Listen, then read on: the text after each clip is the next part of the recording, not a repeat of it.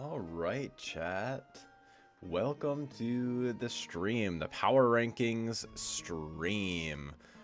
Let me just get a little bit of my doc stuff in order real quick.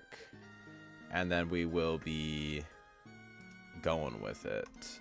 We'll also be talking about my team that I drafted first. Doing a little team analysis. For any of those who don't care about power rankings and are just here for the Steve SVU channel, to see what team I'm going to be running with. Happy to have y'all here. Happy to have y'all here. Okay, let me just get this pulled up. Here. Oh, that's blank. 1 second. Let me see if I can fix this for you guys.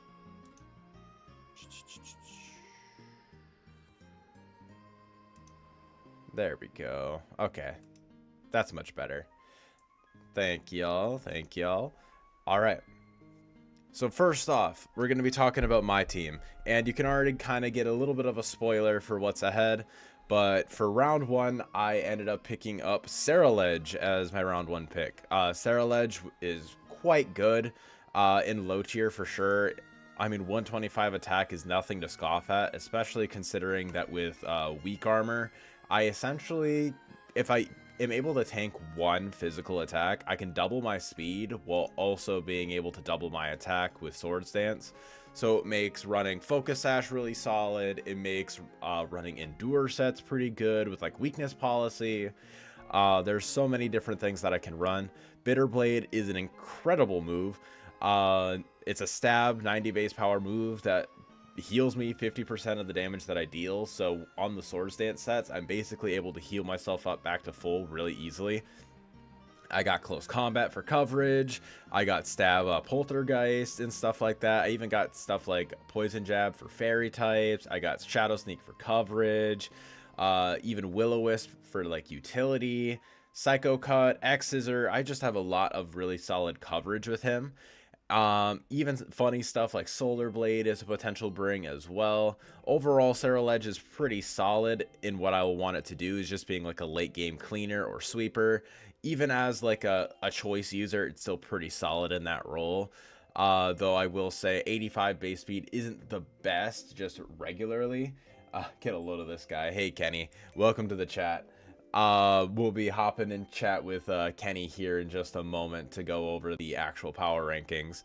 All right, and then next up, I got, well, this isn't my round 2 pick, but I ended up picking up a Rabombi later down the line, just because 124 speed is really hard to pass up on, especially considering it's a really good lead with sticky webs, and that just pairs really well with Ledge's 85 base speed. Means that I'll hopefully be able to outspeed everything that's not a Scarfer. And 124 speed is just crazy on its own. It's a really good choice specs or choice scarf user. It's a really good quiver dance sweeper. It also is pretty solid with sticky web and just being solid support with stun spore. I can even like switcheroo or trick my held item onto my opponent. I can pivot around with U-turn. Overall, Rabombi is just pretty good. It's pretty solid. Its defenses are really piss poor, don't get me wrong. Like, this thing is not going to be a hit taker by any means, and 95 base special attack isn't exactly super high, but if I start boosting that up with like choice specs or quiver dance, it's not the worst for sure. Hey Nova, how you doing? Good to see you in chat, man. And the next up, I think this was our round 2 pick actually. We got Sandy Shocks. Sandy Shocks, very good. 101 is pretty solid for low tier speed. 121 special attack, and overall just decent enough bulk to live at least one hit. It's really solid for getting both rocks or spikes up. I can spread Thunder Wave really easily. I can volt switch around, pivot in and out. I got pretty much all the coverage I need because ground and electric is just very good coverage on its own. But I even get stuff like body press, weirdly enough. I get flash cannon, power gem, and then I can even like, you know, do funny like dual screen sets. I got mirror coat. There's the subsets. that's kind of the main gist of what Sandy Shocks has, but honestly, it's just good at whatever sort of deal it does. And then afterwards, we also picked up Tornadus because I really wanted that base 110 speed tier, because without the Ogre Pawns, there really isn't too many things that fill in that speed tier. So Tornadus getting 111 is pretty good. Prankster or Defiant is pretty good.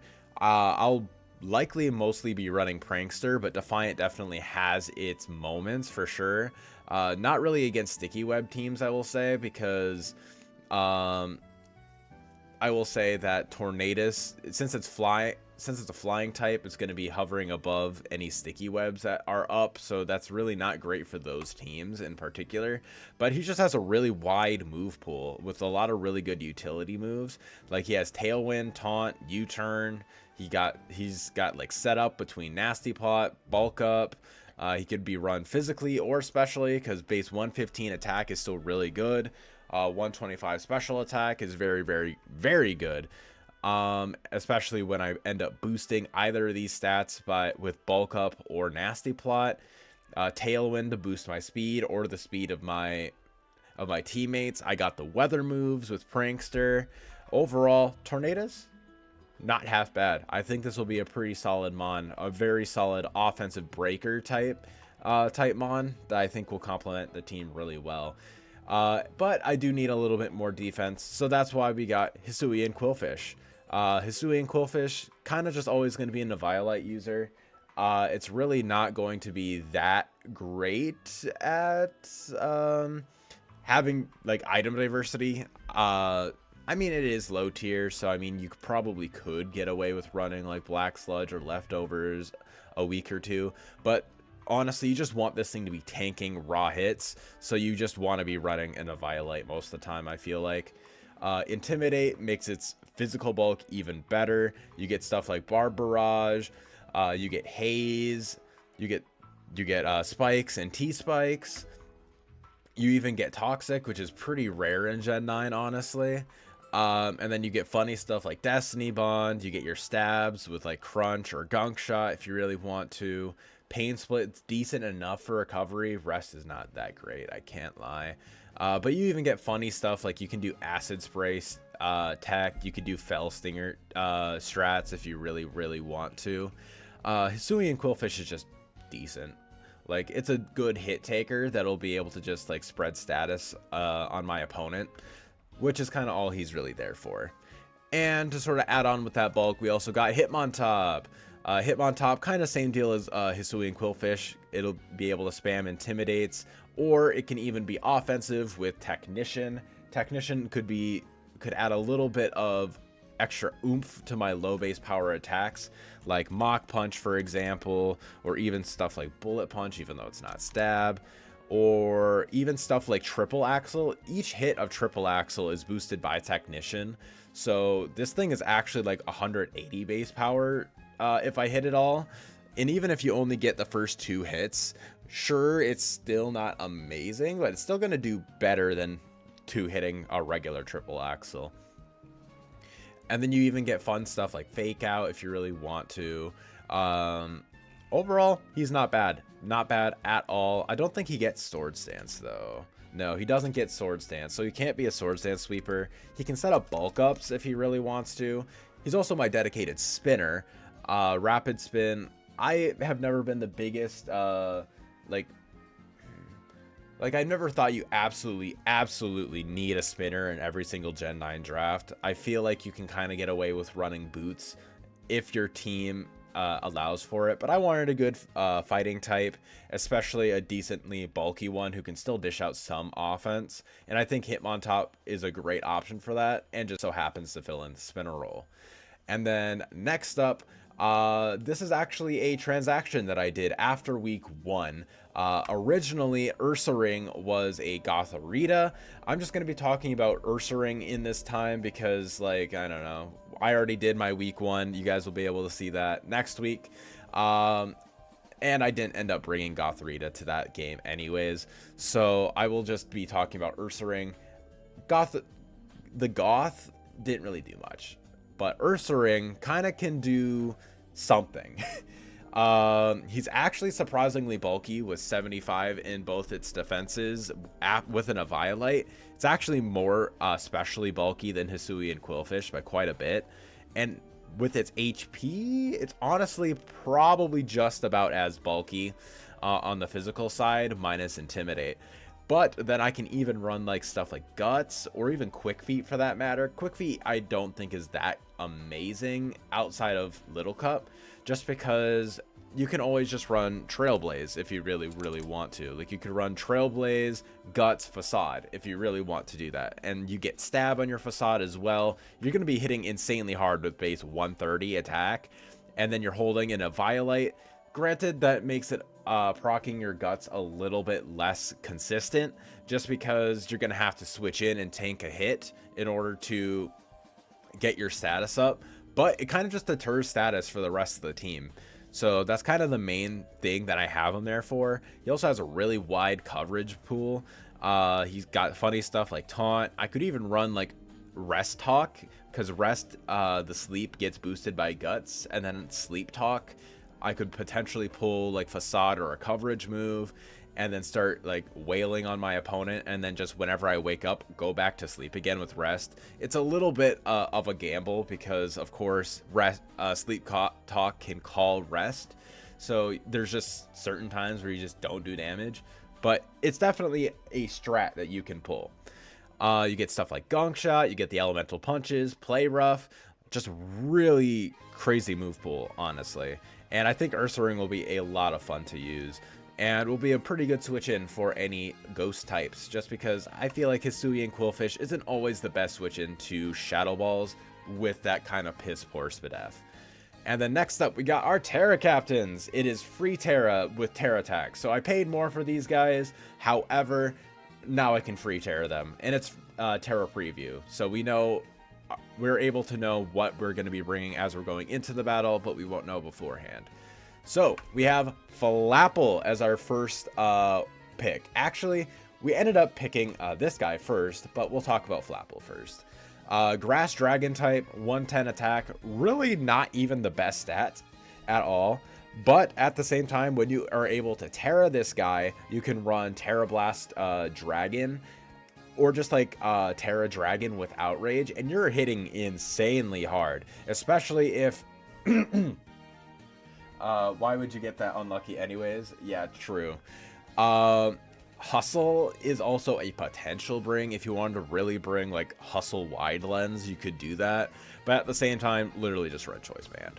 And honestly, when it comes to me, I don't like to gamble this, but hey, who knows? Maybe someday I'll want to bring the Hustle Choice Band Flapple and just like spam Terra Dragon attacks. But even then, he can D-Dance, he gets priority with Sucker Punch, he can U-Turn, so he's a decent enough choice user. He can Sub-Seed if I really want to be toxic and evil and mean. He can even do Acid Spray Tech as well.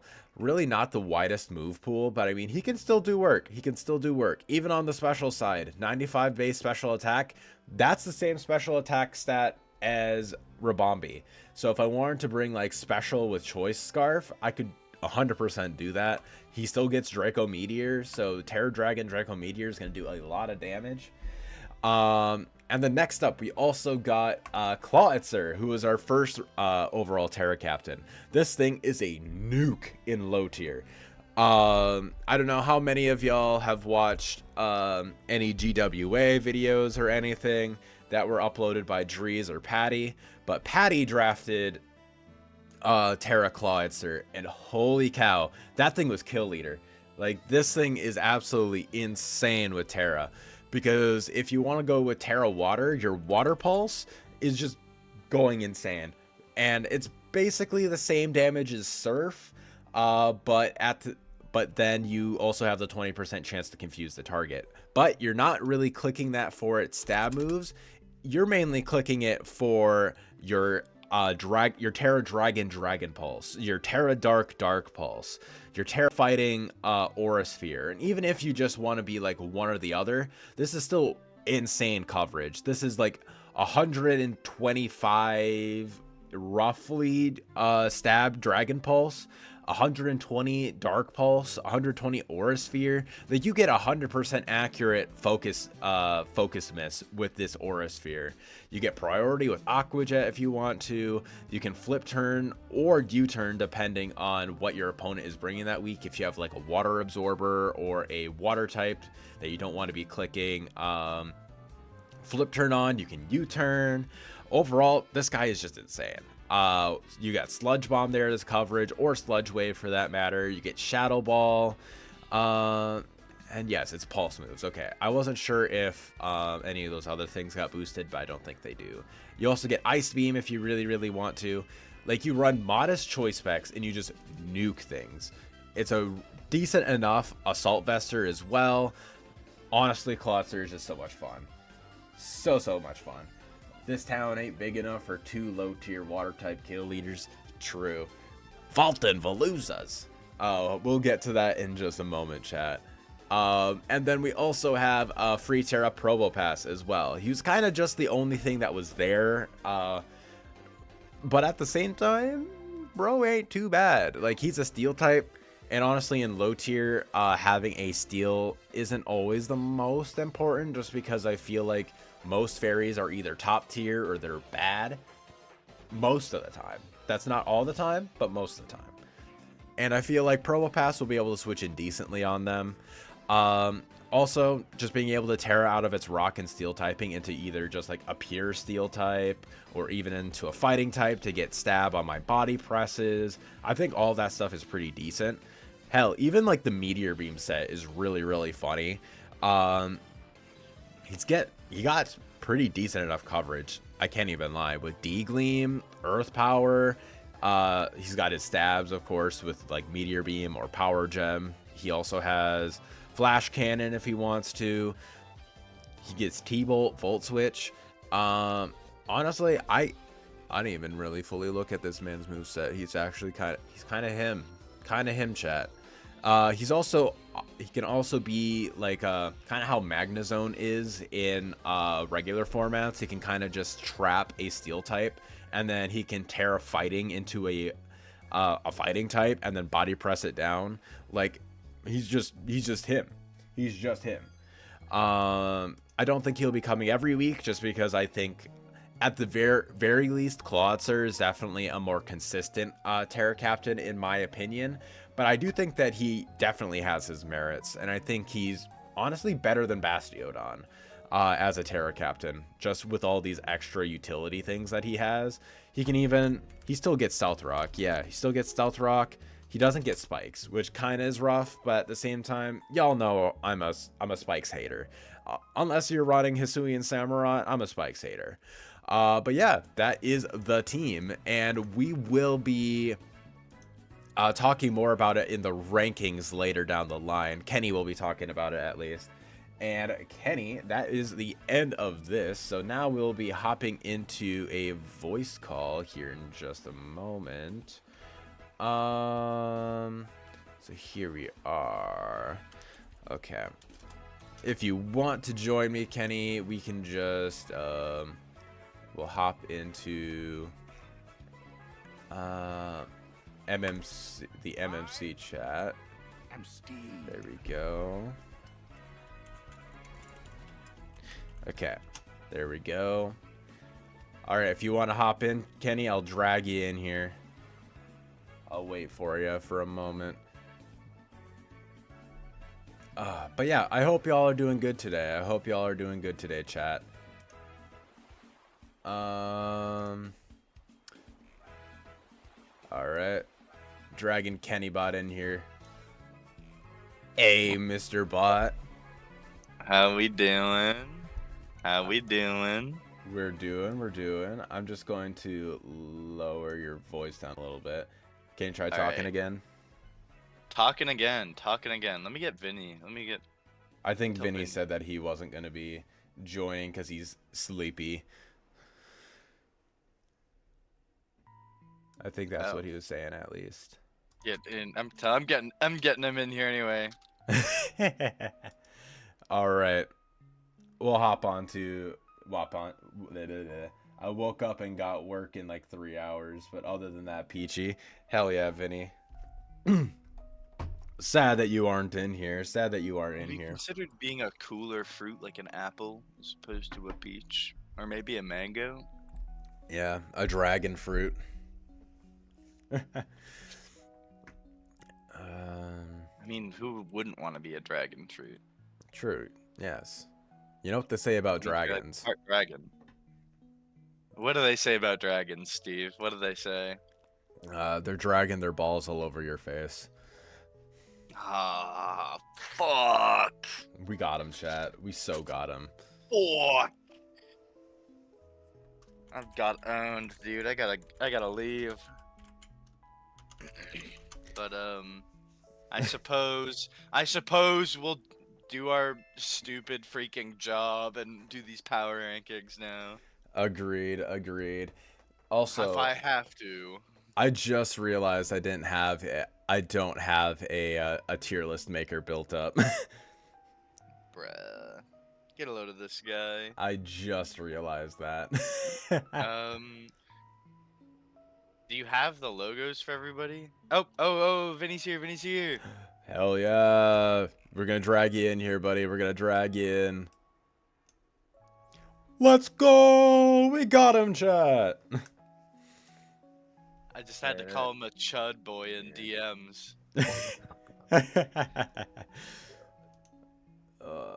I am here. Call me All Might. You know, I'll call you you're all not sleepy. as enthusiastic. You're not as enthusiastic. Sorry, as hang on. Hang on. I am here, guys. What's up? Vinny and Dragon here. Let's go! PR's time. I am so exhausted. Yeah, I need to get these freaking Clash things. Royale tier list. What the hell? Yeah, you know it, Kenny. The reopen. Yeah, and instead of the instead of the tier list, we're actually just gonna be playing Clash Royale for 2 hours. Yeah. I mean, I'd be down. I'd be down if I could cancel the stream. Cancel the stream. It's time to play Clash Royale. Okay. On my Uma Musupe grind. Ignore me, guys. Hey Nova, do you happen to have the logos for Oh the god, we're doing this right now. Yes, I completely Yeah. forgot. Get a load of this Oh my guy. God, You know, legendary I'm gonna streamer. grab goldfish real quick so I have something to munch on while I wait. I'll be right back. See, that's like a good idea, but I don't have anything in the house to munch on. Well, Vinny, yeah, we Okay, got, like, an one- A-lister We're here. having some technical difficulties. One sec. Technical difficulties. It just sounds like someone was lazy. I don't know if there's any difficulties at all. I had a don't think long there was any night. technical difficulties. I had a long night, Vinny. Leave me be. Leave me be. It sounds like someone just wasn't prepared. I don't know. that is also true. But you don't need to point that out. I say that like I wasn't late. Yes, exactly. All right, let's see. I can get a couple of the logos up. I have a couple. I think I already have. Yes, I already have this one. I have this one. I mean, you can go to the document. I'm pretty sure they're all in there. Yeah, they're all on the dock. But then the quality will be ass. Hang on, let me...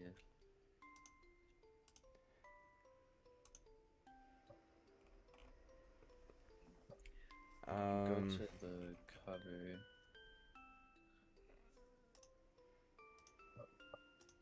The quality will be bad For though. the data, Alrighty, I'm maybe? back. This is brokey. I got a Absolutely few. screwed.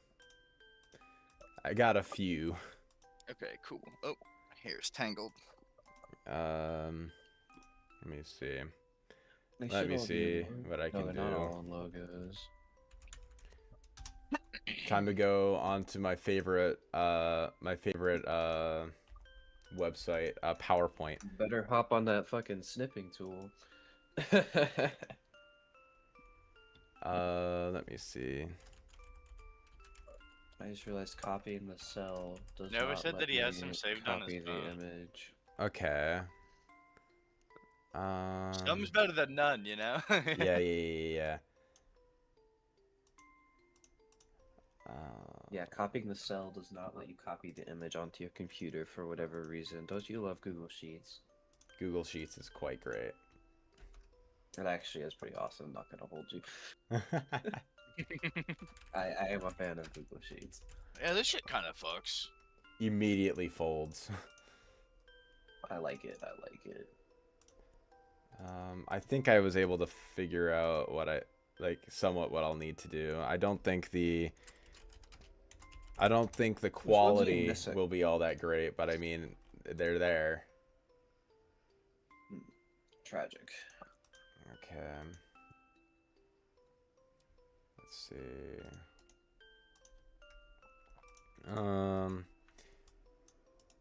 This is why you always double check your setup before you go live, chat. This is a very important streamer fact. Yes. Very, very important streamer fact. Let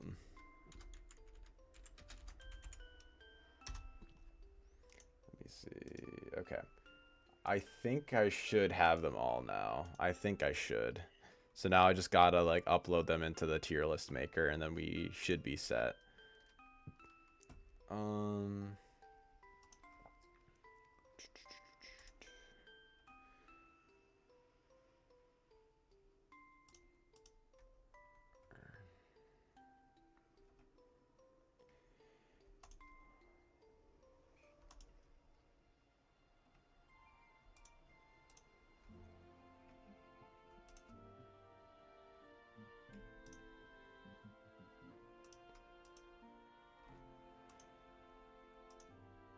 I was just about to say I got 11 in. I'm missing one, and then I just realized I completely forgot to put in my own. 1, 2, 3, Bruh. 4, 5, 6, 7, 8, 9, 10, 11, 12. Okay. Yeah, so 12 teams. I could count. I got them. I A got very them. intelligent boy.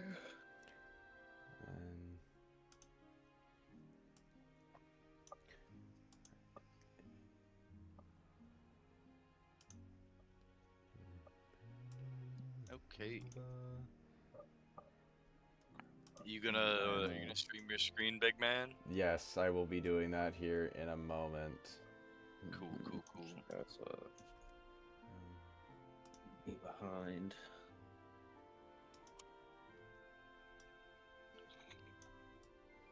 Okay. Alright, there we go.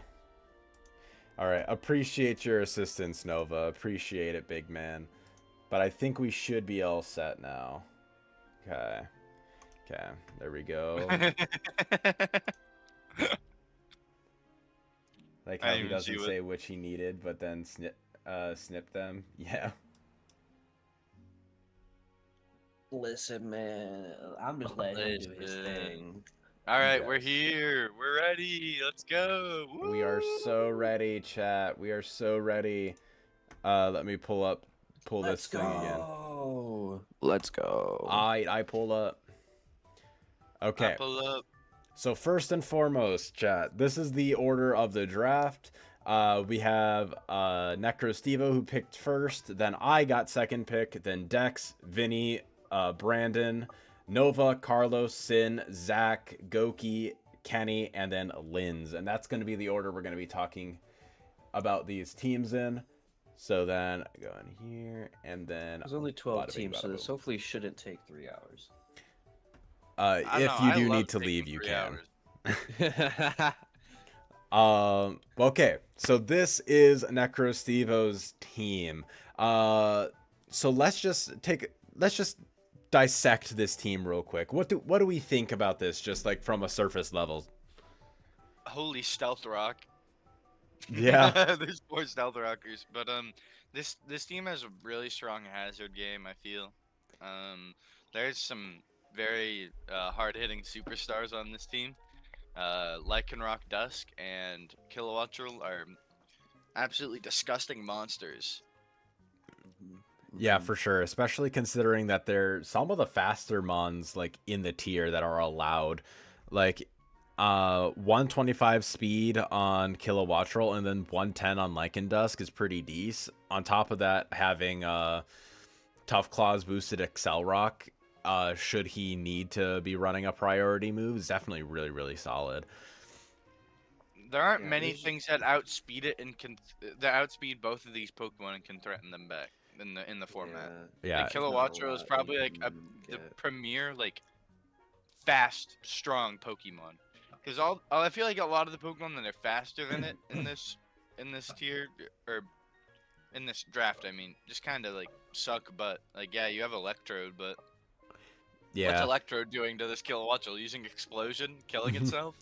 Like True. that's all you got. Yeah, killing itself before Lycanroc can kill it in return. Mhm. But yeah, honestly, on the surface, like it has really solid offensive tools like those two mons, but then it also has really, really good bulk. Like you have a wish support from Florges, you got Uxie, which is like it's borderline unkillable in regular draft formats if you don't have anything to hit it with super effective attacks. But in low tier where everything is like slightly weaker, it's even better in that role. You have Okay. Araquanid who's able to both set up sticky webs to support Lycan Dusk and Kilowattrel, but also being able to tank things on the special side really well, while also dishing out really good offense. Bisharp is kind of in that same vein where it has an Eviolite, so it's naturally really bulky. Drifblim is unkillable. Terraswala is the goat. Um, and then Breloom isn't bulky per se, but it can still be ran with like bulkier sets. Like it still gets Poison Heal, so you can run like the Subseed sets if you really, really want to with Poison Heal, and just be really annoying to beat. That's a Another grass fighting type Gliscor right there. Glad you told him this after my match, by the way. Good that we did this later, Yes, yes, because yes, I did yes. not want to have to deal with that. For the record, I think Bisharp is incredibly like it. Obviously, low tier makes every worst Pokemon better, but I feel like in a format like this specifically, Bisharp becomes a lot better because it's this is so much harder Gambit to too. deal with. Like, Pokemon get way less coverage in this type of situation, so you're going to be running into just random good fighting moves less often. And because of how, like, actually strong, people sleep on Bisharp's offenses because of just, like, Eviolite and stuff like that. But, like, Bisharp can actually hit you pretty hard and it's still got like a lot of its moves. It's really really strong. Yeah, the The biggest only thing it doesn't have is Knock. Like, yeah. it's still a good Pokemon. It just runs Night Slash instead of Knock. Or you don't even run Night Slash and you just run Mono Sucker Punch with like SD Iron Head and then like either a coverage move, or I've even when I've used Bisharp, I've even ran it with like rocks because like my other rockers didn't want to be throwing rocks on their kit. So and I didn't need the extra move slot on Bisharp because Iron Head and Sucker Punch were doing enough already. So I just like faked my opponent out into thinking I was like a utility Bisharp, stealth rocked as they swapped, and then later down in the game, I just sword stanced in their face and then sucker punched the rest of their team down. I Like, mean, that Jesus. works. yeah, Bisharp is just insane. Like people forget that this thing was a fully evolved Pokemon before Generation 9, and it was OU in all those generations. Like, Yeah, 125 attack does not play. yeah, and now its bulk is even better because of Violite. So it's like Bisharp has only gotten better outside of losing Knock in Gen 9, which I do think losing Knock is a really big loss.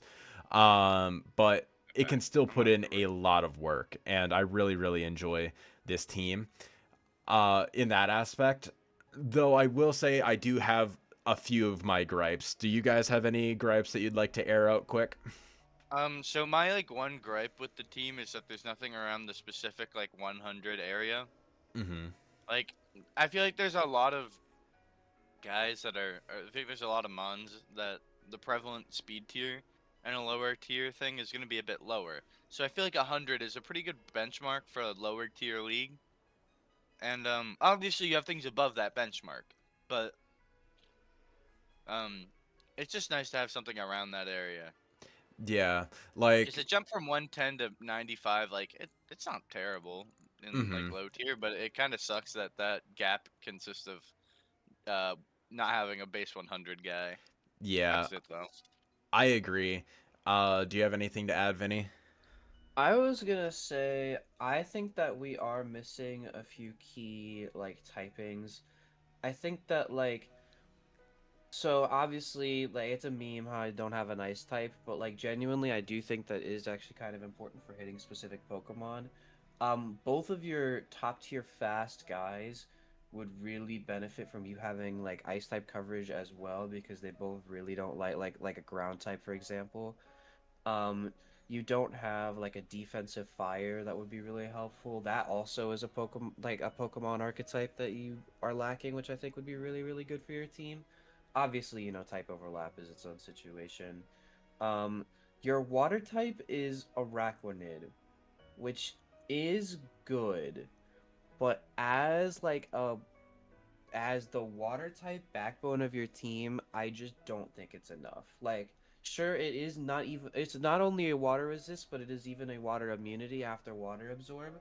But like you can't run water absorb and actually be a potent offensive threat and have water bubble in the same week. You can't do both. You need to pick one.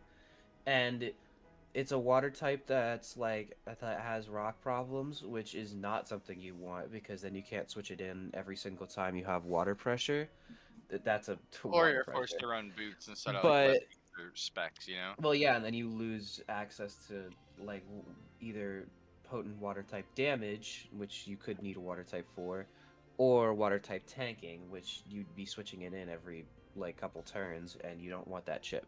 So it's just a lot that you don't want to have to deal with, and Araquanid isn't necessarily the water type I would go for, and I won't spoil our game, but I mean it's a bit different going against a rain team. Water matters a lot more there. But even then, I think if you have a really potent water type offensive threat, then there's some problems here. But Lycanroc Dusk is just so fast, and Kilowattrel's at 125. You're not gonna find any Pokemon that's reliably outspeeding that for like faster. So Exactly. Yeah. it's not Um, as big of a problem as I make it out to be, I will but say there are some problems here.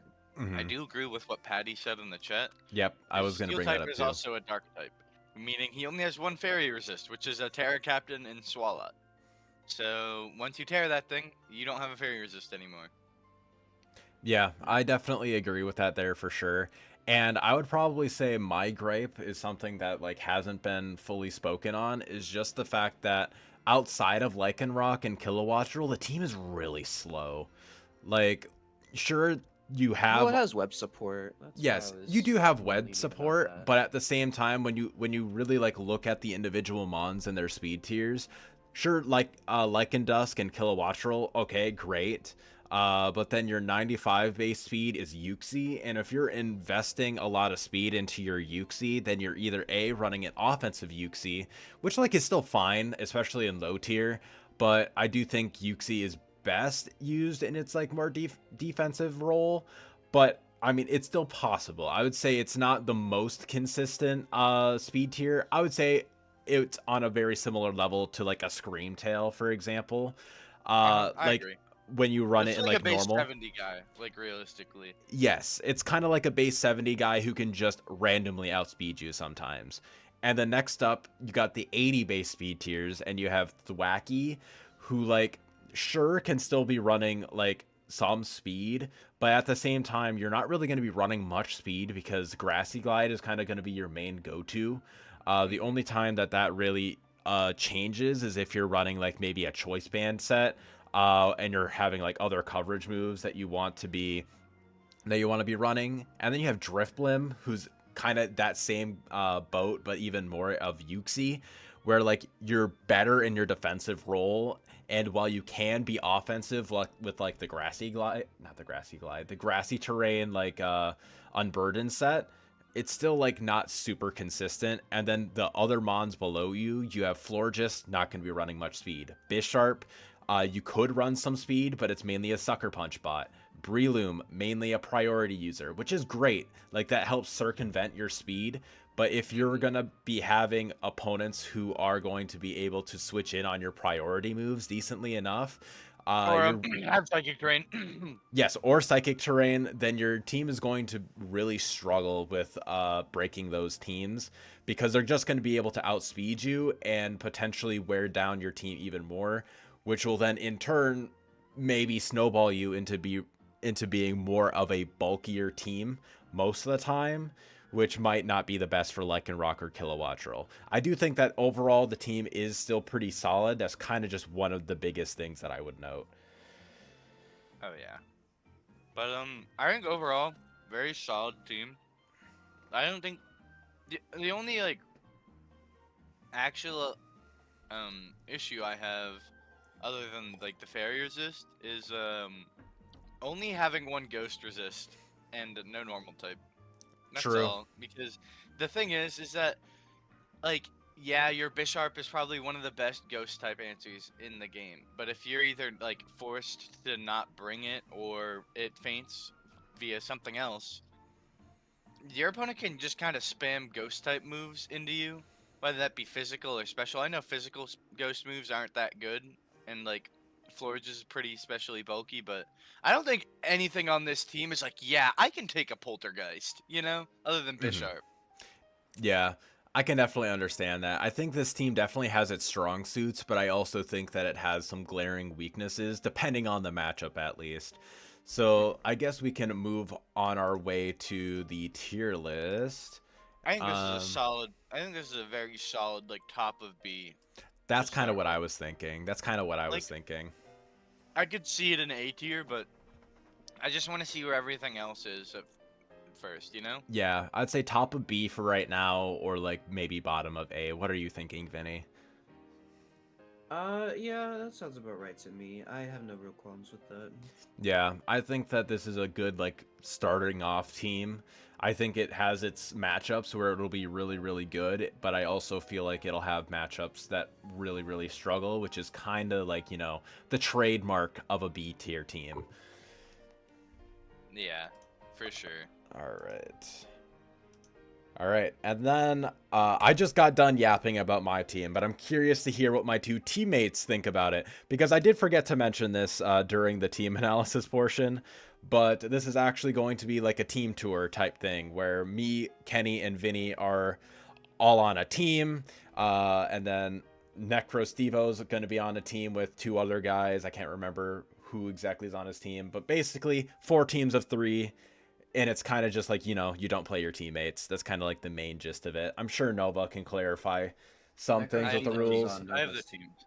Yeah, so it's Nova, Necro, Stevo, and Linz, Okay. Goki, Sinister, and Carlos, Brandon, Dex, and Zach Mander, and then it's us three. Yes, yes, yes. That's exactly it. So yeah, basically me, Kenny, and Vinny won't be playing each other. We'll be playing against the other teams. I don't know how playoffs Yeah. will really work out with the team aspect. I can definitely put out like a YouTube post or something like that, clarifying things. Or he can always just post in the live chat if you guys want to take a look at that as well. But okay, I'll let you guys yap about my team now. So, Mhm. first things first. Holy Aura. He has fucking Terra Clawitzer. That's my go. W. Terra, I wanted Terra it in last Clawitzer. season of NBBL, but it wasn't low tier, so there were better options. But now we're low tier, so there aren't better options. This is really cool. hmm Yeah. I think that your speed tiers are you're, like the thing is that in low tier I'm seeing wider speed tiers just in general. It's harder to find good Pokemon to fit the right speed tiers. So there's naturally gonna be gaps. So like with that in consideration, I feel like your speed tier gaps aren't too bad. My one issue is that you have nothing in the 90s. Yeah, fair You have enough. nothing in the 90s, and that's like honestly one of my only issues that I have with your team. I think everything else is like pretty nice. You have good like you have a good chart. There's at least one immunity and one resist to every type. or at least one immunity and one resist, or two resist, I should say. Yeah. Misspoke there. You have like for electric, quad resist, immunity, dragon, resist immunity, fighting. You got a lot like those, and fire is the one where I'm like the most on because realistically, like Cerulege is so frail, and Yeah, like it's not a bulky fire, but Clawitzer isn't meant to tank hits. So like I could see you being maybe overwhelmed by like strong fire type users. Mm-hmm. But honestly, I think your team is like stellar. I think uh you have amazing offensive pressure. You have a lot of versatility with what you can do. You can run webs, you can run sun, you can just run not sun, and then just do a regular like balance core and just smoke everything. You have very good bulky pieces on your team. I really like Hisui and Quillfish. I like the top. I like the schnoz. I also like this team for a lot of similar reasons. I think that a lot of the type coverage here is really, really good. Your only types you're missing are Ice and Psychic, which don't really matter as much, unfortunately, because you're not worried about Ice for this team. You have plenty of ways to get around it. Removal is a bit concerning. I know that Hitmontop is really cool, but him being the only removal is a bit concerning. You set up enough hazards yourself to where you're gonna be pressuring defog a lot of the time, so that is Hmm. good. Um, I would just be a little bit worried about Hitmontop or just running a lot of boots, which I personally don't like, but I know Hmm. to each their own in terms of running boots. That's a whole other conversation. I think that this team has a lot of potent offensive pressure that people have to acknowledge. God, I can't even speak. And I think that the Terra Captains are really good. I think that there's a lot of like stuff that your opponent has to react to when they initially go against this team. Cerulege is obviously a monster. There's a lot here. I think Tornadus is actually really, really good here. It's actually got really good offenses and really good speed. Plus And good support. Prankster or Defiant, like those are both great abilities. Overall, I am pretty moved by this team in terms of like its effectiveness. Hmm. Mm-hmm. I'm Yeah, I will curious to say think. it's a little hazard weak, but the thing is that Rabami wants to run boots. That thing and like Tornadus, those two things are just boots merchants. Those things are like always gonna be holding boots. So I think in a way you can kind of get away with just being boots. And the double intimidate core is I did see what Patty just like me and him came to the same our neurons like linked together in that moment. Cuz I was just saying the double intimidate is good. Look at the bottom right. He's talking about intimidate. Beautiful. But Hmm. um two intimidate cores or two intimidate Pokemon really helps because um other than Probopass, which is kind of a designated physical and special wall, like it can do both. But other than Probopass, you don't have anything that's over base 100 defense. You have things that like can soak a hit or two because they have a decent HP stat. Like Ursaring will be Well, able to yeah, take Ursaring a gets physical hit. EBLA too. So I feel like Intimidate's really gonna help pad that and like make it less of an issue because yeah, the team generally isn't physically bulky, but Intimidate like Patty said, "I got you, Giddy. I'll pass the brain cell back." Thank you, appreciated. But the double intimidate really helps with the what I think is uh could be a pretty big issue, and then it becomes a non-issue because um you are not breaking two intimidators like Hitmontop and Hisui and Quillfish with one Pokemon. That's not a one Pokemon job unless you get it to like, unless you let it get to like +4. You know? Mm-hmm. Yeah, and that's kind of like what I thought about the team. Like I just wanted it to have I just wanted to have a lot of different like role players who would be able to like basically slot in a multitude of different like roles for what I want them to do. I'm more of an offense player as you both are aware, but I also like having like my two or three like designated like defensive pieces. And then I also like just how like Hitmontop can still be offensive. I think Sandy Shocks can be like a defensive like support role if I really want to. Um, hell, Probopass can be offensive with like the terrifying body press set. Like I just like how like variable so much of my team can be. I'm just kind of It's not curious. one note in any way, shape, or form. The only Yes, thing that is possibly one note is Sailledge. but And that's a like, Sarilege. That's a one really yeah, good note. yeah, you're allowed to be one note if your thing is I have a base like 95 power attack that is Giga Drain and also stab and good. True, very true. I am curious to hear about what you guys think about the Ursaring swap, picking up Ursaring instead of Gothorita, just because like that's one thing that's changed since going from week 1 to week 2 from when we're doing this live stream. So I'm curious to hear what your guys' opinions are on that. First of all, Nova calling me a star player, but anyway, I think that like Ursaring is a lot better just as a Pokemon straight up.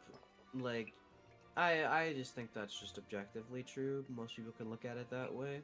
Gothorita would be better if the power Losing level was lower, but it's just like slightly too high to where like your Gothorita is dying in 3 hits, you know?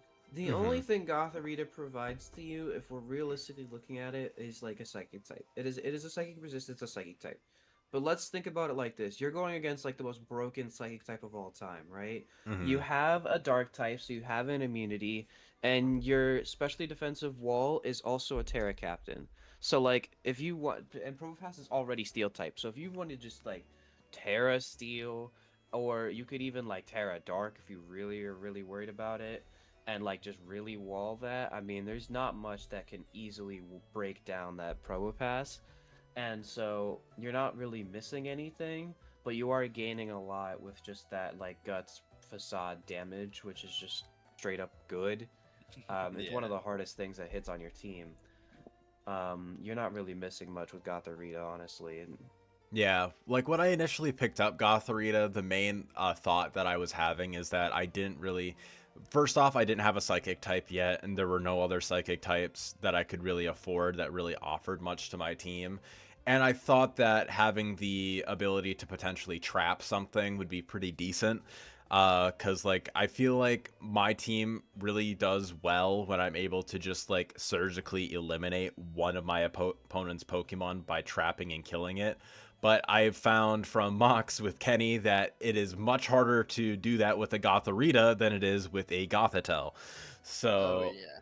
that is definitely, and that's kind of what like really sold me on the idea of like dropping Gothorita first, and then I kind of looked at what other mons were in the 6-point tier. I saw I didn't have a normal type, and I thought that Ursaring really fit that mold that I wanted better. He's still a surgically removable like Pokemon, like, but in a way that's like, okay, I'm going to force you to sack something. Like, Yeah, I'm going to facade you now. Bring me bring me the yeah, sacrifice. yep, I'm gonna review what bring happened. me your sack. But yeah, that was. I definitely think Ursaring will be able to fill that role in much better while also being able to do more things for my team because it's also just a coverage monster. Like it gets so much like weird ass coverage for no reason, and Elemental punches, earthquake, fighting moves, play like rough. play rough, like psychic moves probably. I bet this thing gets psychic fangs for just no reason. Yeah, it's just like it can just do shit, and like with being able to hold in a Violite base 75 in its both of its defenses and base 90 in its HP, like genuinely the thing is just like good. Like he can just tank a hit or two, like Patty was saying in the chat, and then like just throw off a big hit. Even if I'm not going to be running like the Guts set, and I'll be running. Actually, I'll so likely be running Guts because that's another cool thing that this thing does. It also dissuades status, which let's just say I kind of needed. Um, but I think that this thing will actually be pretty solid in that role, being able to dissuade status on my from my opponents. And once my team gets gets a little bit away from being statist, I think that Ursaring will be able to do pretty well, because like Facade just base does like 70 damage, so like it's still fine without being boosted. And then I swap in on like a Will-O-Wisp or a Toxic or a Thunder Wave, and then boom, now I'm all of a sudden hitting with the sheer force of God. Honestly, though. But yeah, I really enjoy Ursaring on this team, and I think it definitely fills a role much better than Goth does. But is there anything else that you guys would like to add, or is that just about it? Nah, you got it. All right, very You got good, that shit. very good. All right, gonna be Oh, going back yeah, to the that thing tier has- list. What are we thinking? Nova's the Ursaring has Body Slam, which is also a very good move. True, That's a it thing you can gotta just point out, body it's the slam. Parachance. True, that is very true. The Parachance on Body Slam is really good. And like it I still think- gets boosted by Guts, just not as much as Facade does, of course. I think that this is an A tier team. I was gonna say Not to hi. be biased, but that's a good one right No, I there. am biased. That's Also- my goat right there. That's my teammate. That's Gotta be a good team leader. my twin right there. Yeah. And Nova, yes, it does get double edge too, if I wanted to run double edge, but I don't really love recoil. But if I did just want to nuke something, that is definitely an option. But yeah, okay. I'll take you guys up on A tier. Like thinking on my biased perspective on the team, I also think I'm A, but that's also just me. That's all. This ranking is all on you guys. If you ranked me in C tier, I'd put me there. Yeah, Well, let's if you ma- give me let's the make a- opportunity. Let's make an F tier for him. True. Make an F tier just for me. Really match the That's when Kenny thumbnail. comes up. That's for And when the Kenny title comes is the title is A tier, but it's a visual F tier to make him look smaller and more depressed. True. All right. So next up, we'll be going over to Dex, and I want you guys to talk about this team for a little bit, just because I need to run to the bathroom real quick. I'll be right back. Oh yeah, of course. Get a load of this chud, leaving us to do all the work for him. All right, take the lead, buddy, Mr. All right, YouTube. so let's talk about. Wow. Okay, buddy. All right, hi, hello, Video Dragon here, and I'm gonna be breaking down Dex's team for the NBBL. I don't know the idea for this nonsense. Anyway, hazard removal here is already great. I could already tell this is gonna be absolutely powerful. We have defog on Noivern. You don't really want to click, but it's awesome that it gets it. I didn't even know that. And then you have Oh, yeah. Tidy Up with Furret, and Furret's a Terra Captain too. And you know what? Maybe we even bring Delibird one week. Fuck it, right? Why not bring the little guy? This Pokemon, this team is super strong defensively. Like Rotom, Primarina, Sinistra, Umbreon is a absolutely nasty core. You get Wish support, you get access to Volt Switch to utility to like switch out. You get all the hazards. You get Willow and Thunder Wave. You get Toxic. Just absolutely monstrous on the defensive side. Rubber this Room is is a a shift nightmare. gear stacker. Terrakion is so threatening here. Oh my god.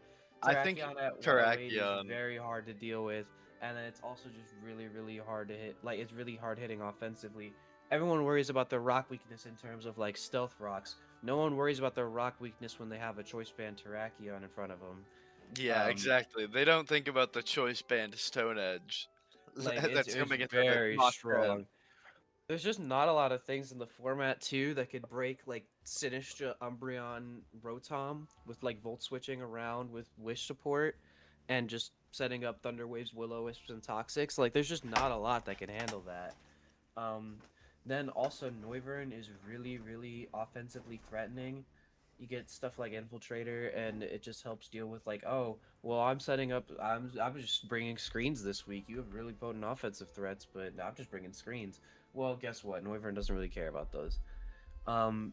You get access to like fucking Sand with Hippowdon, which is also like really cool. I didn't even Yeah. think about that because I don't know. I feel like Sand is actively detrimental to like half the team. Well, then mean- meanwhile, Okay, the thing is that if I am putting Hippowdon on my team, I'm then like I either have to run leftovers Primarina or deal with Sand chipping down my AV Prim, of which the health I direly need. That's fair. I was more Or thinking like, like Sinistra. Like Sinistra just recovers from all the damage, but because it has like Strength Sap and Matcha Gacha yeah. and like all the healing moves in the world. But no, that's fair. But like Revavroom and like Terrakion very much offset this sort of situation, so that's why I'm not too worried about them. Like you get all types of momentum too, because Prim gets Flip Turn, Oh yeah. um, All right, Noivern I gets am U-Turn, back. you get Volt Switch. There's so much momentum on Umbreon this gets team. I Baton think the speed Pass. tiers are really, really quick too. Like it's quicker than it even says because you have Noivern who's just really fast, Terrakion who's actually really fast, Revavroom who gets Shift Gear, Furret who gets Tidy Up, And then Rotom Heat and after Thunder that, Waves everything. Like this team is very fast, and you don't have a lot of things that could just like even his offensive Pokemon like unless you're packing ice type coverage, like even stab ice type coverage, you're not going to be one shotting Noivern. Um, Terrakion actually has decent bulk. Like you're not just going to be one shotting his fast offensive threats. You're going to be two shotting them, but like you won't have the time because they're so fast. for This sure, team is dude. very threatening. Yeah. Um, yeah, that's kind of like I've been listening to you guys on my phone when I went to the bathroom. I agree with what you guys say. For sure. This is a very, very solid team. Very bulky while still like having a lot of like good speed and offense, which is kind of one of the main things that you like struggle with when you draft a really bulky team is that you kind of lack a lot of offensive pieces. But Terrakion is a great both setup sweeper as well as choice band or choice scarf user, while still being able to tank hits really well alongside its partner Hippowdon being able to boost its Spadef. So it means that like you basically get a built-in like assault vest on your choice sets or even your SD sets. You just get a built-in like special defense boost. Noivern, it's generally bulkier. I do think that I do kind of disagree that like stab ice beams are still going to like absolutely nuke your Noivern, but like other like types of attacks, like your neutral hits, like your thunderbolts, hell, even like your coverage move like fairy or rock type moves I think won't be one-shotting you, and you'll be able to like roost up and all that stuff, get rid of your flying typing and then resist those attacks. Very, very solid. Rotom Heat is very, very good here. It's a really good reliable ground type switch in, because that's one thing I will say outside of Noivern, team kind of struggles a little bit with ground types, especially when you set up sand for them as well. They're not going to be getting chipped Yeah. down. Because Terrakion gets hit hard by ground. Revavroom gets hit hard by ground. Only real resist outside of like Rotom Heat's immunity and Noivern's immunity is Sinistra. Like, and then even then like Edgequake kind of like does really well outside of Sinistra. So that's kind of why I think Sinistra fills in a really good role here. Pairs alongside that, we kind of helps cover that weakness really well. Um, I'd argue that Sinisha doesn't want to switch in on any ground type that can learn knockoff. Like, that it's also Well, to be fair, fair. there aren't many of those There in this aren't format. too many, but yeah, it definitely is a potential thing as well. But then there's also the legendary Colberberry. true. And then we have, and then Revavroom is a really solid like sweeper with shift gear. I do think that it's kind of struggles a little bit because like finding a turn 2 shift gear is kind of tough, at least when I use it in like a standard draft. But in low tier I do think it definitely can do it. It can definitely do it. I also really like how Spidops is able to set webs for this team, because I think with webs up this team is really, really scary. I do agree, but at the same time, if you ever bring webs, you're heavily incentivized to bring one of your other shitmon low tiers because you don't want to fog away your own webs. True. Well, yeah. I mean, I think for it like is Like because I again, you think don't for it's want to run bringable. defog on Noivern that much. Like I think for it's actually very solid. I mean, like it's not great, but like it's removal that's also like decent offensive pressure. I say decent because it's not like strong or anything, but like that's damage. I Here's my is that if you want your hazards to remain on the field. Actually, wait. Tidy Up gets rid of hazards on their side of the field too. Yeah. Oh, that is true. So So you are then it's literally yeah. forced to you are literally forced to bring Delibird if you don't want to get rid of your own hazards.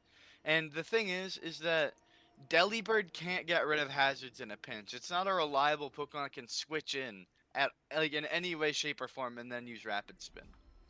I Like, will say it's less important for this team specifically, just because I think Rotom Heat and Noivern being the only Mons weak to Rock outside of Spidops, but I'm just gonna ignore Spidops because that's Well, just a Spidops lead. and Delibird don't matter. Yes, like I'm Like, not gonna really fully like consider them, but like your real Pokemon, I think Rotom Heat and Noivern being your only Rock weak Mons, I think you're fine. Like running boots on either of those, and I think you can get away with like not having rapid spin on the weeks that you get like just a stealth rock. It's kind of only when it's like against a super like heavy hazard stacking team that's gonna like be stacking stealth rocks, spikes, T spikes, like, and even then T spikes not so much because you have Revervrim there as a T spike absorber. But mhm. I think on those weeks you aren't always going to be bringing your webs. So I do think that unless that team is very highly like specialized into hazard stacking, I think you're free to bring your webs. I think that's pretty fine. But yeah, I definitely really like this team. I definitely think it's one of the stronger teams that we have for sure. Oh oh yeah, yeah, for for sure. sure. This is an easy A tier. Yeah. Do we have any more to say? Are we going to just start ranking the team right now? I think we can start Uh, ranking it right now if you I want. mean, that's everything I wanted to say. This team's fucking nutty. Yeah, the team is quite nutty. Are we Throw it above thinking yours. high A? Yeah, I was poss. even thinking S, but that's Well, fine. I'm thinking. We'll see how we'll see where it goes because I don't really remember how all the teams look. Oh That's wait, fair. look at who's up next. Oh Look who's up yay! next. Let's go. Team leader over here. True. He is the one who drafted us. Let's go. Team leader on the board. Let's talk about how amazingly awesome my team is and doesn't have any type weaknesses or overlap. I would never. Um, I wouldn't either. not my thing. I wouldn't dare have 3 psychic types. I But wouldn't dare. I'm just saying I have an ice type, so y'all need to get on that. True, and you also have like the best ice type in the format, to be fair. Shout out. But anyway, I'll break down my team a little bit. This is a pretty box standard rain team. If you go up to a waiter and say, "Hey, can I please get a rain team?" They'll give you this one. So there's that. I've got offensive pressure with Floatzel, who's just really strong even without rain. You get access to like Overquill, who's just a great util Pokemon, but also can be offensive in rain with access to Swift Swim. It's just really strong. It helps alleviate some speed tiers, which I've got a lot of, all kind of in the same area, but it's in the 100 area, so that's not really that bad. Shaman's just a decent grass type that could do anything. It could set up seeds, it could be offensive. It's just really got everything I could possibly need. I mean, it's literally a pixie, so all of its stats are just kind of even. You can really use it for anything. Miss Mag and Delphox are both really fast special attackers, but for different things. Miss Mag has Terra, Delphox is just like a Choice Specs merchant, but it really hits hard with those Choice Specs attacks. Pelipper is actually pretty solid here, as not only is just a rain setter, but just does a decently strong Pokemon. And then Rhyperior and Avalugg are both defensive tanks. No no physical attacks are getting through them. I bet the world on them. And then Fortress is also a decent clear. Plus, it's just got slow Volt Switch, which is just good momentum for this team, especially with a lot of Pokemon that just want to come in safely and click like Wave Crash. I think Fortress is a very big boon for the team. I agree. Yeah, I think just having like a I- dedicated like hazard stacker is really solid for the rain team, which just naturally lends itself into being more like maybe not exactly hyper offense with specific team, but definitely on the offensive side, Offense. Yeah. having a dedicated like hazard stacker is definitely really really nice. Hmm. And then I also have Dashman as my government-mandated fairy. Plus, it also gets Wish, which its wishes aren't great, but they do help Avalugg and Rhyperior be a bit more bulky, which, is helpful considering they don't really have like great. Like, obviously they have their own healing moves, but like they are particularly frail on the special side, and like Rhyperior even has a 4 times weakness, so it is great to kind of heal them up without waiting turns. You Mhm. actually have 2 Wish users. I don't know if you see there. Yeah. Delphox Delphox, actually has yeah. a higher quality Wish than Dashbun That's really I because funny. mean, you know because what? of its I'm HP sure I'll stat. bring it one week, but it is not something I really consider. But I mean, I'm sure I'll bring it one week if it's Oh, really good. I think that's hilarious. I only really have one big gripe with this team, and it's if you would look at your stats, you would see that you don't have, your designated special wall is Shaban. Well, it's That also AV Mismag, but But yeah, that has an HP stat of 60, my friend. I'm yeah, gonna but it's um Gitsera. That's why I'm like, eh. it's it's not really like I think you can manage perfectly fine because you have enough Pokemon with enough special defense to where like you don't just immediately fold. Your team isn't like 10 Kartanas, you know? yeah, Yeah, well, I'm not even taking any special attacks because I move first in Quick Wave Crash. So there we go. so true, Type bestie. shit. Um, also, That is my I would just plan. like to add on to that special wall thing. Um, as as I have like probably stated this to the team multiple times, Avalugg has such a high natural defense stat. You genuinely do not even need to invest in it more than half, like almost ever. Honestly, you just run max HP. And you can afford to run the rest in your SpidF. And genuinely, even though it's a 46 SpidF, like if you're running that with max SpidF investment and max HP, you're unironically like a decent enough like special attack switch in. Like sure, you're not going to be taking like super effective moves all that great, but like Yeah. neutral hits you can at least take 2, and you can like recover off the damage and all that sort of stuff. And like in between there, like setting up a little bit as well. I think the Avalugg definitely is very very solid. Maybe not as a SpDef wall, but just as Yeah. like an answer for special attackers, especially since most special attackers are going to be relatively frail on the physical side. And if you have like a curse set or something, you're going to be hitting them really hard with body press, or even what's another, Avalanche maybe. yeah, avalanche potentially, because your speed stat is so garbage anyways. Like you're going to be getting double damage avalanches, earthquakes, heavy slams, like anything like that. You're going to be crunching special like frail special attackers. So I mean, that's my kind of one special thing I would walls My say. in one week issue one is were Rhyperior and Avalugg, so we yeah, both have special defenses of like 50. So. Yes. that is pretty hilarious. To be And fair, you could just Rhyperior throw is an AV also on an assault vest Rhyperior. merchant too. Yeah, you Rhyperior just throw loves an his AV assault on that vest. boy. Mhm. My issue is Well, that it was like just the matchup, but Yeah. two of these Pokemon that you are saying that you are pinning up here is like, oh yeah, these can take special hits. Both of them kind of need Terra to be able to do that. So that's like well, you good thing kind of. they have it. Well, True. no. What I'm saying is that Miss Magius and Avalugg both need it, and only one can have it Well, at I'm the not same bringing time. both, but I get what you're talking about. Yeah, Yeah. it's It's like, just depending on what the opponent has.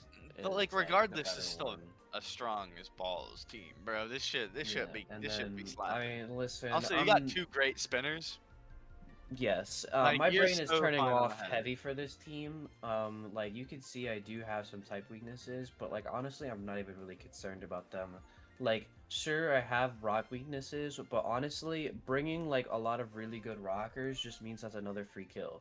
Like, I know that that's kind of like conceited to say, but like I have a lot of great removal, so I'm not too worried about having rocks. And like, oh, we're talking about how strong Terrakion is. Well, there is actually a water type in the format that could outspeed it, and it's Floatzel. And I also have access to rain support, which just means that like most rockers in the game don't like this. And then like sure I have a ghost weakness, but I also like have swift swim overquill. So I'm not too worried about a ghost type sweeper. I don't even know if there's any low tier like ghost type sweepers like that. Probably Ceruledge, which my teammate has. Exactly. I'm not too worried about my like very few type weaknesses that I have because like I just outspeed and kill most of the Pokemon that can actually like abuse them. And Yeah. then also like I have like anything that really punches a lot of holes, I have Terra as a way to like get around, especially if they're physical Pokemon. Like any physical Pokemon in the game, I could just Terra Avalugg to deal with. And then special's a bit more complicated, but like overall I have like Assault Vest as an item. I Yeah. have Pokemon that like can take two and then like get off like other moves, for example. Mm-hmm. I will Overall, say I'm not something we too did concerned. something we did really good as a team was making sure to draft Pokemon that are weak, that like our other teammates are weak to. Mm-hmm. Because I have Raikou. Look at Raikou against this team. Whoa, mama, Raikou fucking puts this shit in a bin Yeah, and Raikou gets sends it. Aura Sphere, right? Yeah. Yeah, Raikou gets Aura Sphere, gets Scald. Like your shit's packed up, brother. So I think that what we did very good as a team was making sure that we drafted a lot of Pokemon that are like very good against our other teams. Like I drafted the best electric type, so you wouldn't have to deal with that in rain. Vinny drafted I got Rain, past so my Kilowattrel, I'm Ceruledge doesn't good. have to deal with it. I got past Kilowattrel. Like at this point, I am not scared anymore. I drafted Crocodile because he's the best ground type. Not specifically because it helps, like not specifically because it beats Steve, mostly because it beats Raikou, in like a, not like 100 times out of There's 100. only so It has many Aura Sphere like and in Scald. low tier. There's only so many counters to these really good Pokemon. Like Exactly. Only has so many answers. So it's good to like as a team coordinate and like to an extent. Like I think if you do it too much, you're being a little bit sweaty. But like just a couple of those little things, like Hey, oh yeah, listen, man. There's 40,000 on the line. All right, I'm not. yeah. True. There's Shout out 40,000 online Kingsman. on this. But no, anyway, we're getting off topic. I really like my team. It is very turn your brain off, which you know, as a hyper offense player like me who likes to turn his brain off and clicks moves, it is pretty awesome. Yeah. You can't I get would much do that. more turn your brain off than Choice Band Floatzel in the rain. Yep. Uh, I wonder what I'd be running sometimes. I wonder what I ran already. all right. So yeah, what are we thinking about this team? Are we thinking A I mean, tier I can't again, rank it, so. or what are we thinking, Kenny? I wanna see what you're thinking because for me personally, I could see this in A, I could see this in B. I'm just curious what you think. That's kind of the same boat that I'm in. I think like I don't. I guess it's just I definitely think Hard that to this not put team. it in A. What was that? I feel like it's kind of hard to not put it in A because of the strong rain core, you know. That's kind of how I am thinking too, because I There's a genuinely choice think band wave rain. crash approaching your location. True. I think rain is probably one of the strongest forms in this low tier draft, and I think having rain is just so strong. Like it's just objectively one of the strongest things when What you was have such a Politoed? low. Someone could have done this with Politoed Barraskewda. Yeah, I don't someone think they genuinely could have done this with Politoed Barraskewda, but I mean, that is also like a lot of type overlap. At least with Pelipper, you get an additional flying type too. But That's fair.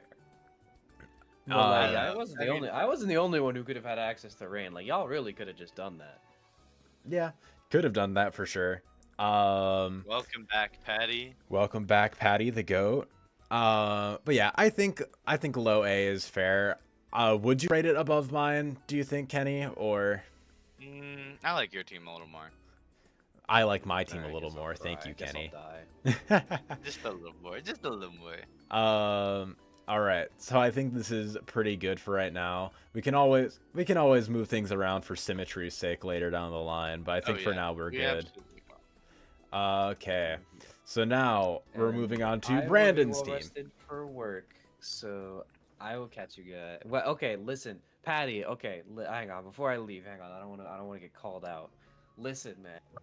In my defense, it is very awesome. In my defense, it's My- very cool. In my defense, okay, that is strong damage. I rest my case. And with that, he will make his leave and go to work. And with that, I'm immediately leaving. I'm exhausted. I will catch you guys when we are winning this league and we have to do another stream because we're in playoffs. That's what's gonna happen because we're True. gonna easily win. That's We're gonna my team decimate captain everybody. right there. That's gonna my go 3-0 team every captain week. right there. Hell yeah! I gotta work on my speeches. Like You 5 gotta- days ago we lost. My fellow driplings. My fellow driplins. We lost friends. We lost family. And we lost our rancors. And we lost our drip. He really just has a way with the words. Have fun with the stream, Truly. gents. Shedding I'll a catch you. tear. So, Peace See you, out. Vinny. subscribe to Vinny and Dragon. And he like that he is gone. But now we're Who gonna the be hell moving would on do to that? Brandon. What do we think of Um, Brandon's team, Mr. Bot? So the first thing I do immediately see is that this is like a massive flying weakness team. But I do really like everything on this team. This looks like a really fun team. I love Tinkaton. I love Reuniclus. Mienshao is like. I'm sorry. Not to say that I don't respect Sneasel and Cyclozar as Pokemon, but like Mienshao is your fastest actually threatening Pokemon, and this is coming from somebody who sweeps Steve with Sneasel on a regular basis. On a This- semi-weekly basis, he gets 6-0'd by me by that dumb little fucking weasel. I shit on him with that thing. However, it's a niche Pokemon, and you can't rely on that to win every week. That's not your, my designated fast sweeper. That's not really how that works. He needs a Swords Dance to even do anything. But, this is a really fun team. This is a team that I would love to just pick up and use on my own. This looks like I just love every piece on this. I love Pert, I love Vikavolt, I like Tink, I like the bike, I like Reuniclus. This is just an overall very fun team. It has things I really like. It has good rockers. It has webs, and the hazard removal's okay. Defog Lurantis, that thing can live a hit in low tier. Like that thing's 70, 90, 90. Like yeah, it's not that bulky, but it's not getting one shot by most things, considering it's a Terra Captain. That's Yeah, a free for sure. defog. Like you can get a defog off, pretty good. Yeah, this thing, I definitely think that this team, like, Cyclozar being the fastest thing, which is when it's mainly like a utility mon, like, it can definitely still dish out some hits. Like, that thing can still click Draco Meteor, like, that'll still hurt. It also gets, like, knockoff and stuff like that. 95 base It's a attack utility isn't guy. the worst, but it's also, like, it's not going to be your premier attacker. Sneasel is... Like Kenny was saying, he smokes my pack with Sneasel. I respect this mon because of him, and I still get smoked. This thing is my fucking demon, but I do think that for most other teams, I think Sneasel will definitely have its moments where it definitely won't be able to perform as great. Mienshao, it's kind of like forced to become a Scarfer then, in a way, because it's like 105 speed is really, really good, and 125 attack doesn't mean that you need a boost all the time, and you're kind of worrying about your own speed at that point, I feel like, because Yeah. and even then, like, it's still a really good choice scarfer. Like, choice scarf with like regen to like U-turn in and out easily until it's in range of like close combats is definitely pretty solid. I see Patty mentioned in the chat, Cyclozar isn't strong, but it's similar to Noivern, where the coverage kind of carries its offensive sets. Definitely agree. I disagree. Oh, No, I actually let's see. disagree because Noivern gets. I believe Noivern actually gets Nasty Plot, doesn't it? No, it does Oh, not. it doesn't. what? I thought this thing had nasty plot. I think that Noivern in general has higher a higher special attack and better and stronger moves, while um Cyclizar, like, don't get me wrong, it gets good coverage, but like I'm not I'm not offensively scared of this thing. It can use shift gear, which I didn't realize. Mm-hmm. But even with shift gear, like, I'm not scared of a Dragon Claw from a Cyclizar. I'm sorry, this is not Sneasel. This is not Sneasel. I'm scared of a boosting Sneasel. I'm not scared of a boosting Cyclizar. I'm not really scared of that thing's Draco Meteor. It's gonna Draco once, do like 60 to a guy, and then be forced to switch out or knock off after. And then the thing is that it it's not an offensive Pokemon, and it being the fastest Pokemon on the team kind of like forces it into wanting to be an offensive Pokemon in a way. Yeah, I I definitely don't can think there's understand that. I don't think there's an I don't think there's ever a time where I'm looking at this team and I'm like, I need offensive Cyclizar to cinch me this W. I have Reuniclus. I have Mienshao. I have fucking Chandelure. That thing with the specs, that kills like that would kill me. That thing shadow balls me, I die, you know? That thing's crazy. Nah, Kenny, don't worry about it. You're a normal type.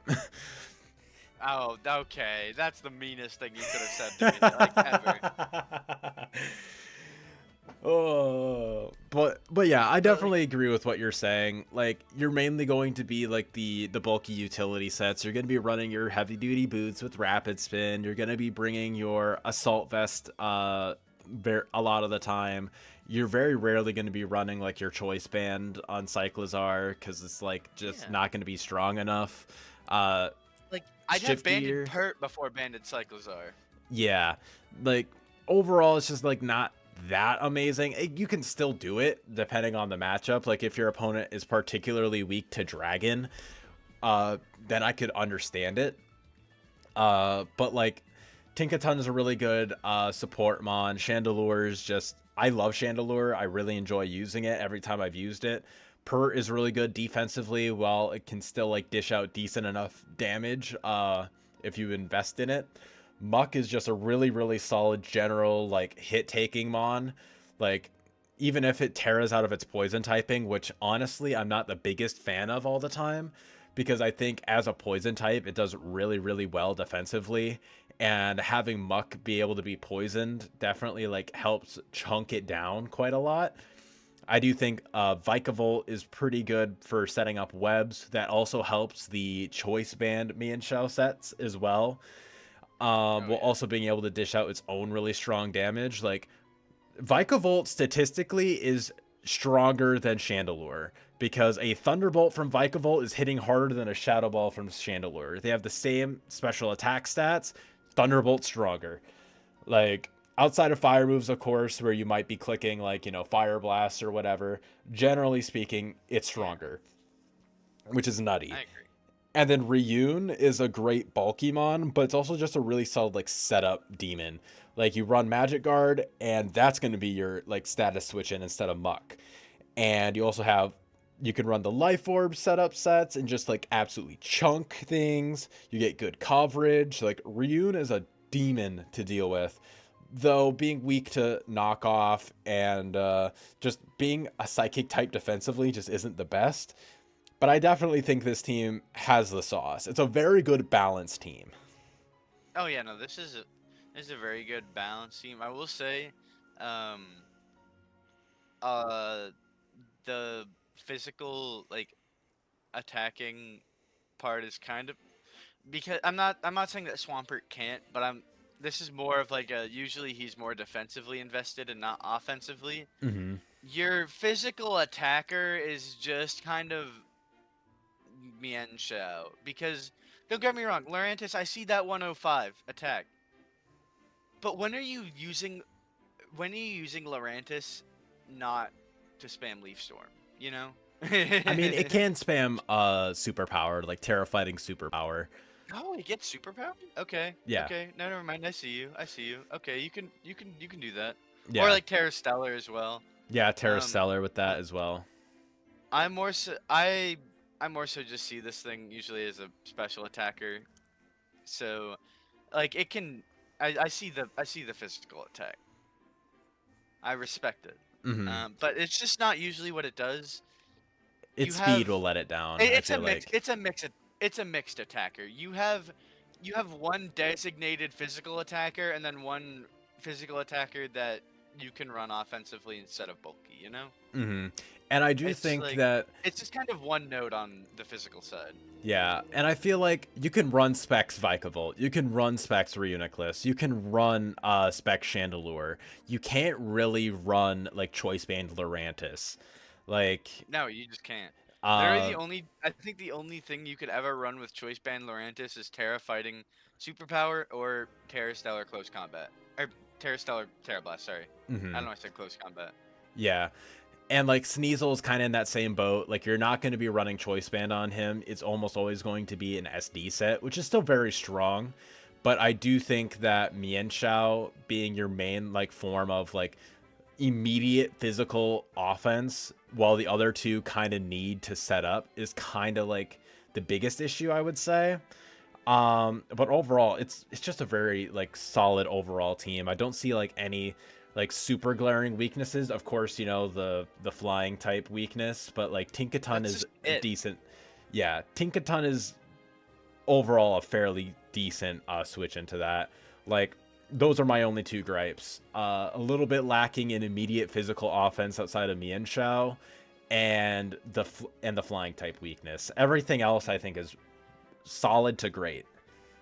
Yeah. The only reason why I think the flying type weakness is like as big as it is, if you look at this team's defense and SPDF stats, like there's only two numbers above 100 out of all of them. And yeah, the HP stat is important too, but what I'm saying is that flying is a type that's really good physical and special. You get nailed by brave birds. You get fucking flown, you get sent flying by hurricanes. Hmm. Like this if Tinkaton's damaged, like I don't the only thing that actually wants to take a flying type move is a Terra guy on your team or Swampert. Yeah, which Everything else is dying to two hurricanes or brave birds, you know? of which then on top of that too, both Swampert and Tinkaton can't reliably heal themselves outside of leftovers too. Hmm. But I think that's just kind of the main weaknesses of the team. Everything else is really solid. I do think that the weaknesses that it has so far is definitely like just barely keeps it out of A tier. I think B tier is Yeah, no, this probably is a where I would strong put B it. tier. Like This top is of B a tier. I think it's balance core is stronger than the Necrostevos personally. And I think the flaws in Brandon's team are less prevalent than Stevo's. What do you think? I agree. All right. I think that that's a good placement. Yeah. Okay. And then going right back to it, we're going to be looking at Nova's team now. And Nova. this is also a very interesting team, and I don't really know what to think Ah. of it. You see, I'm just looking at this team and I'm seeing, wow, there's like three Pokemon I've just never ever be seen used in draft ever. Like This is the I've first time I never realized that Zebstrika was in Gen 9. I've never seen anybody be like, yeah, I'm gonna use two cannon. That doesn't happen. But But yeah, this is I I, really don't know what to think of this team. Like I think parts of it are really really good. I think Slitherwing is an incredible like top tier in this league. Like 135 attack with a priority first impression. Like that's just going to nuke shit. Like that's just going to do damage. Patty goes, Blissey spotted. Blah. That is Frame very one. true. I do think Also, you go ahead, go ahead. uh, Patty, you asked if he could tear the Vikavolt, and no, that is not the case. Everything that is 5 points are under base is able to Terra, and then there's an additional like Terra tax. Like for example, Avalugg is 5 points, but if you draft it as a Terra captain, it's 10. Yeah. Vikavolt is 9 points, so it's way out of the realm. Like you're not Terraing that bad boy. Mm-hmm. I think that Terra Vikavolt would fucking run the whole league if that thing was legal. Yes, that like especially with free Terra, like that shit broken. Oh yeah. But yeah, this team, I think the speed tiers are definitely really, really good. Like Zebstrika, like I really don't know what to think of this thing. Like 80 base special attack ain't great for an electric type, especially since like it's a physical attacker and wild charge isn't that great. This is just kind of like obviously it gets its coverage expanded by Terra, but Zebstrika on its own is just kind of a shitter electric type with fire moves, you know? Mhm. Like it's not awful, but its fire type moves are flamethrower and like flame charge. Yeah, like and it also does get ground type moves. It gets high horsepower. Oh, it's overheat and flame charge. My bad. Oh, okay, okay. I do think that this thing could be interesting, like as a physical electric type, because if you want to run double stab electric, you could run physical Terra Blast. Like I could see that happening, but even then, it's still not stronger than Wild Charge, and then like your Wild Charge is only 90 base power, and you're doing recoil to yourself. Like it's still not the best thing ever. But then you have Superior, who like in low tier can just like run This is through a teams. carry. This is a carry. Yes. Easy. I think that in order to stop Superior, I think teams are genuinely gonna have to like bring red card grass types. You know? Mm-hmm. Which in that case, and that's setting up for a Hisuian Typhlosion to be able to answer those mons in their stead. Like, I think those two pairing together as like special sweepers, because like you need very specific answers to Superior, and those answers die to Typhlosion, and both of them do not handle Slitherwing. Like, I think that offensive trio is so strong, and I think he has really good bulk to go along with it. Like Blissey, as boring as it is, it can do its thing. It gets toxic, it gets heal bell, it gets like it can, I think it gets wish, right? I think it can get wish. What gets wish? Blissey, I think it does. Not in Paldex. I thought it did. I'm looking to the right, and under the healing moves category, I'm not seeing wish. So I'm just looking at the screen. I forgot that this was here, to be honest, but okay. Other than that, though, I think it's still a very good cleric, and it's also like it would be the best answer to both Superior and Hisuian Typhlosion. So he just has the best answer to his two best special attacking sweepers. Monkey Dory is a decent enough utility mon, being able to like, you know, fake out, pivot. It's just kind of there. Yeah, he's just kind of there. Spread toxic. Like, he's not bad, but like I don't think Monkey Dory is going to be the reason that he wins any games. And what I mean by that is like a Monkey Dory might clean up after a Superior and a Typhlosion go down, and like chip the team taking it down with him. Yeah, you know? yeah, But, like, that's what I think. I like Monkey Dory has moves. It has parting shot. It has like annoying shit. But it's just like I see the 130 special attack, but you're an offensive poison and psychic type. Mm-hmm. And then like I like Sandaconda as your ground type. I think it's a pretty solid ground type in that option. I think Regidrago can definitely pull through in some ways. Like Dragon's Mod, like stab dragon type moves is going to be pretty fucking nutty. I think you're going to be forced to run Choice Scarf a lot of the time rather than like, you know, Choice Band or Choice Specs, just because like you want to be clicking Dragon Energy. Funnily enough, he got two of like the premier like eruption type Pokemon here that just like running Choice Scarf. The one thing I would say about this team is that his water type is a war turtle. So outside of that, fire types do kind of just answer a lot of this. I'd argue that a strong water type can, like, with a good ice type move, can just shit on this team. Uh, I can agree, but then you also like need to be worried about superior leaf storm still. But I do agree generally. Me I when I think me when I'm a Fallujah and I see this team, true. licking my lips furiously and rubbing my hands together. Agreed. Like I think fire types and like faster water types that can handle superior or even like Terra water types for that matter, like who can Terra out of their weakness.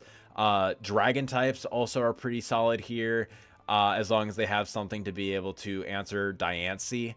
I I think, will say this is the week for that Cyclozar set. You run Shift Gear, you run Dragon Claw, you run Iron Head, and mhm, you run like fucking knockoff or something. You know, you can yeah, totally.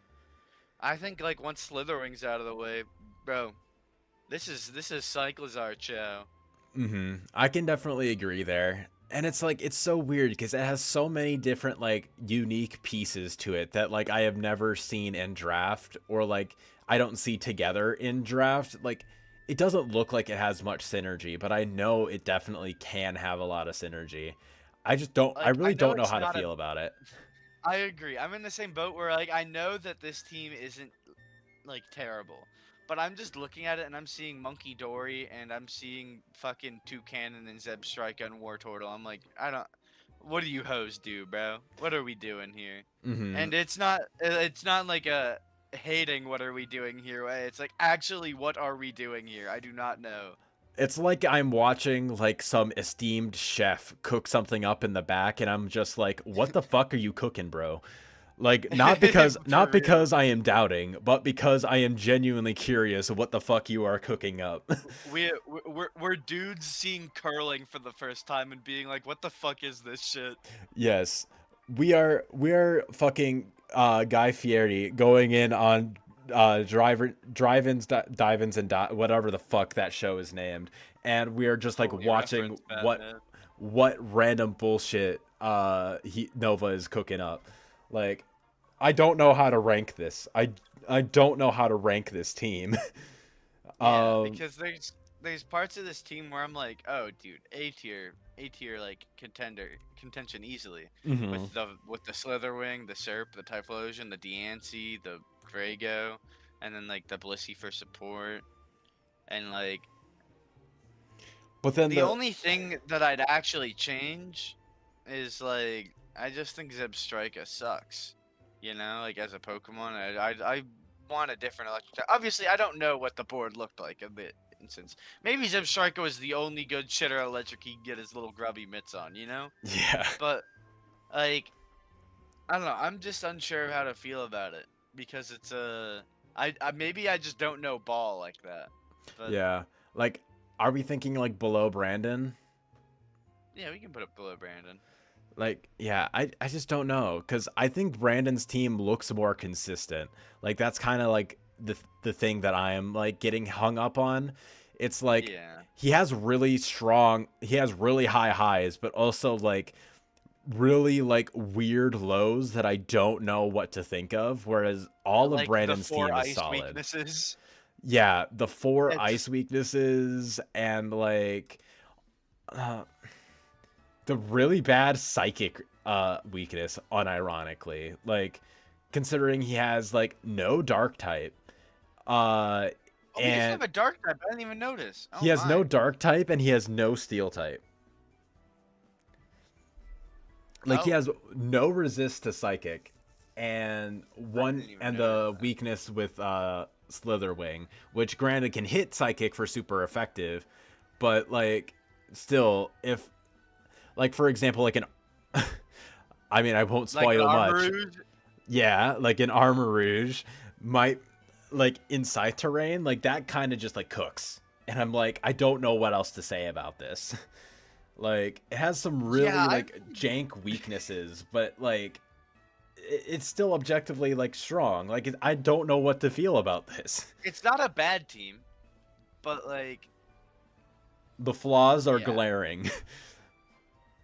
Yeah, that's a very fair way to put it. I feel like, and I'm not trying to say this as the guy who's running Psychic Terrain, but this really does just look like a mono lose to Psychic Terrain team. Yeah.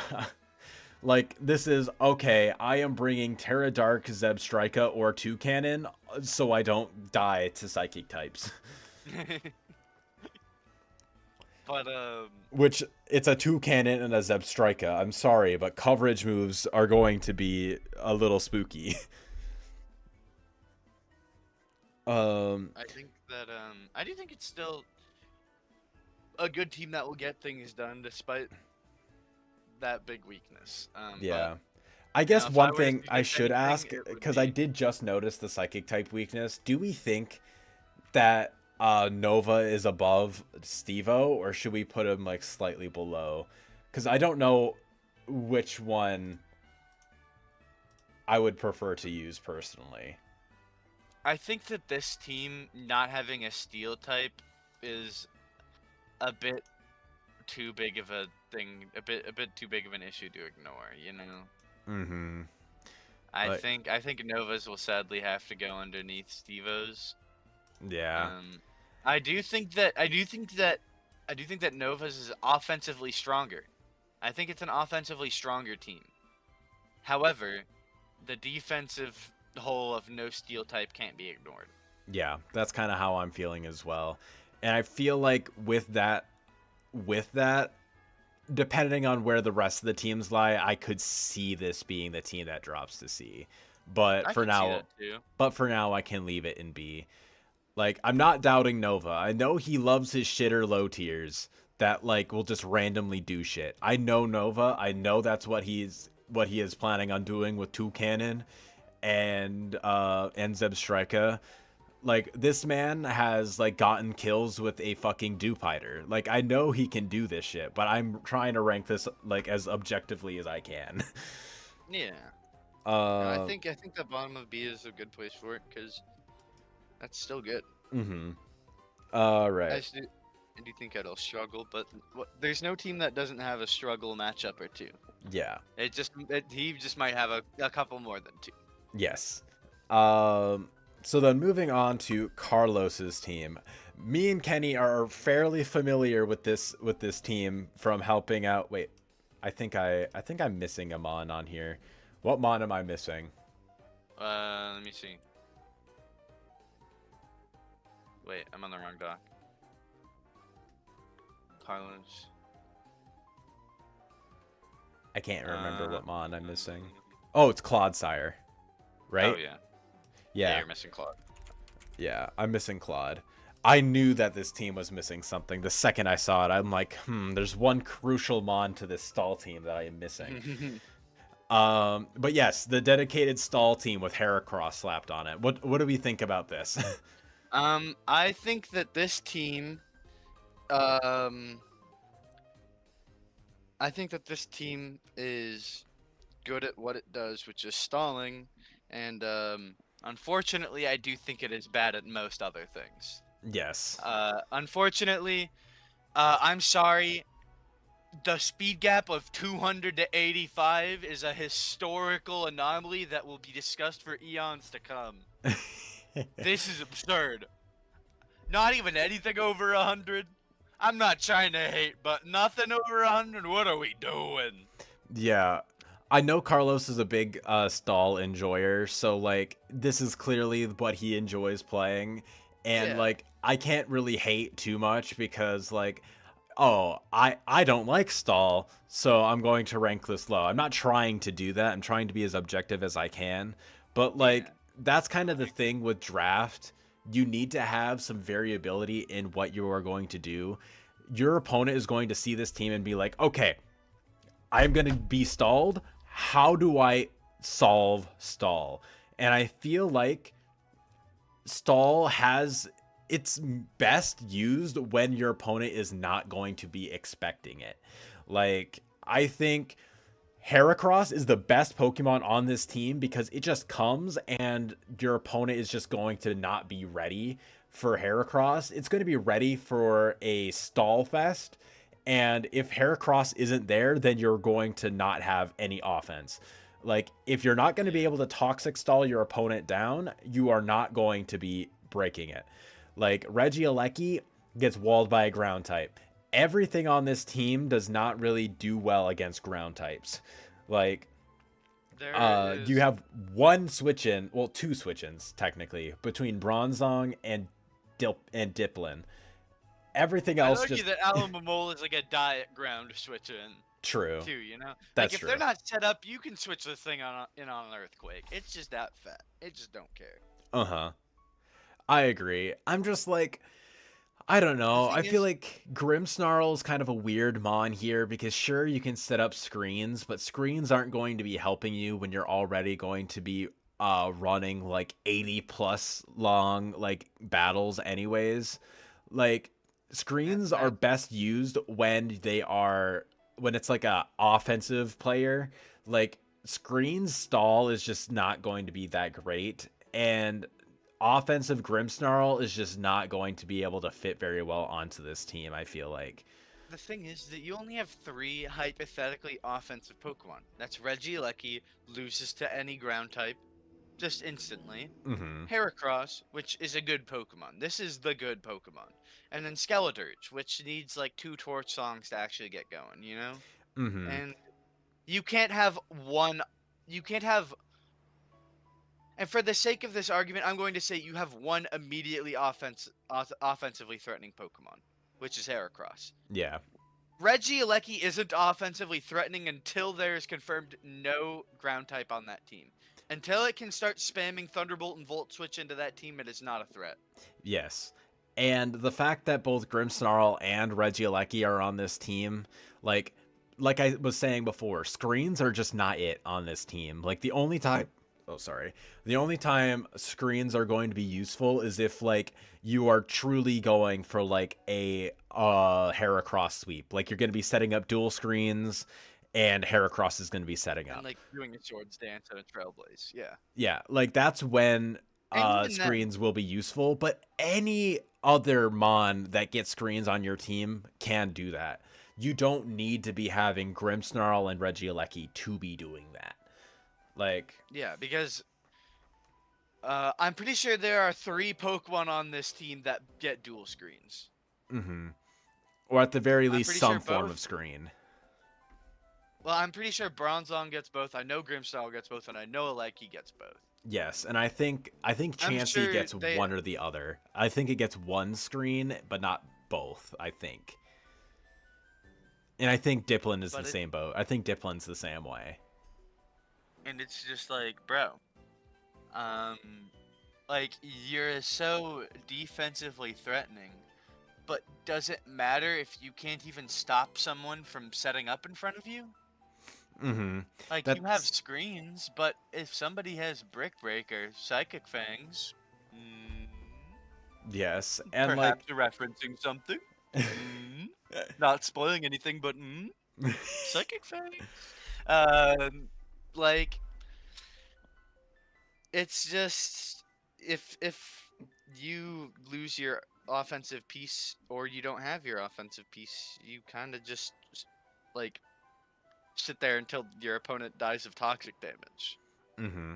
or torch song. I don't know. I just like I'm not a big fan of the stall play style, but that like I'm being objective here. Like I just don't think this stall team can get it done because of the things that it lacks, and what it lacks is things that will like that will pull the opponent away from drafting against hard stall. Like Yeah. in my battle against Carlos, I had anti Heracross measures, but for the most part, I honestly just needed to cover my bases and make sure I didn't get stalled. Like I had to be like, okay, so how can I break this? Can can I stop this from happening? Like for example, running Encore. Encore and disable fucking shit on stall. It's like absurd Mm-hmm. how like quickly if you just switch in I don't know, for example, Amoongus. I'm gonna give away one of my sets here. For example, he had a Moongus on his team. This situation never came up, but if he had a Moongus and he went for a Spore, my set was a safety goggles Indeedee with Encore. I could have switched in that Indeedee and Encored him, which forces a switch, which means I get a free Calm Mind. Yeah, exactly. Like, And there's very few things that reliably want to be tanking either a Psychic or Fairy type move on this team. Like, Skeletor's is not taking a Psychic Terrain Expanding Force, or two of them, I should say. That thing, in our battle, with against you, like our mock battles, I got pretty lucky with rolls, and I two-shot Skeletor's. Sadly, Yes. in our battle, I wasn't that lucky, and I got 2 low rolls. But you know, if you're still taking 45 from an expanding force as a Skeletor's, that's not a check. You know. Exactly, yes. And even stuff like, for example, Psychic Noise. Like you were mentioning safety goggles, I'm just throwing out a random mon that I'm thinking of here. Like a Primarina with like Liquid Voice Psychic Noise can have like Ice Beam for Amoonguss and then just spam Psychic Noise into like the Skeletors, prevents it from healing. Even if you just want to keep it as a Psychic type for Water Absorb Claude, you can do that. Like it's just solid overall. Then you stop Chansey from healing up with Soft Boiled. You stop Diplin. I What? just looked up Patty's chat. He's good. What sweet hell did I just come back to? This team is like Drees' wet dream. It just needs an illegal Gliscor. True. Get rid of Grimmsnarl, throw on Gliscor, and Drees is happy. Hype as shit. But yeah, that's kind of my biggest thing. Like, I'm not the biggest fan of Stall. I could very well be, like, under-ranking this because of how I feel about Stall. I just think drafting pure Stall isn't the best because Stall works best when your opponent has to prep for other offensive things.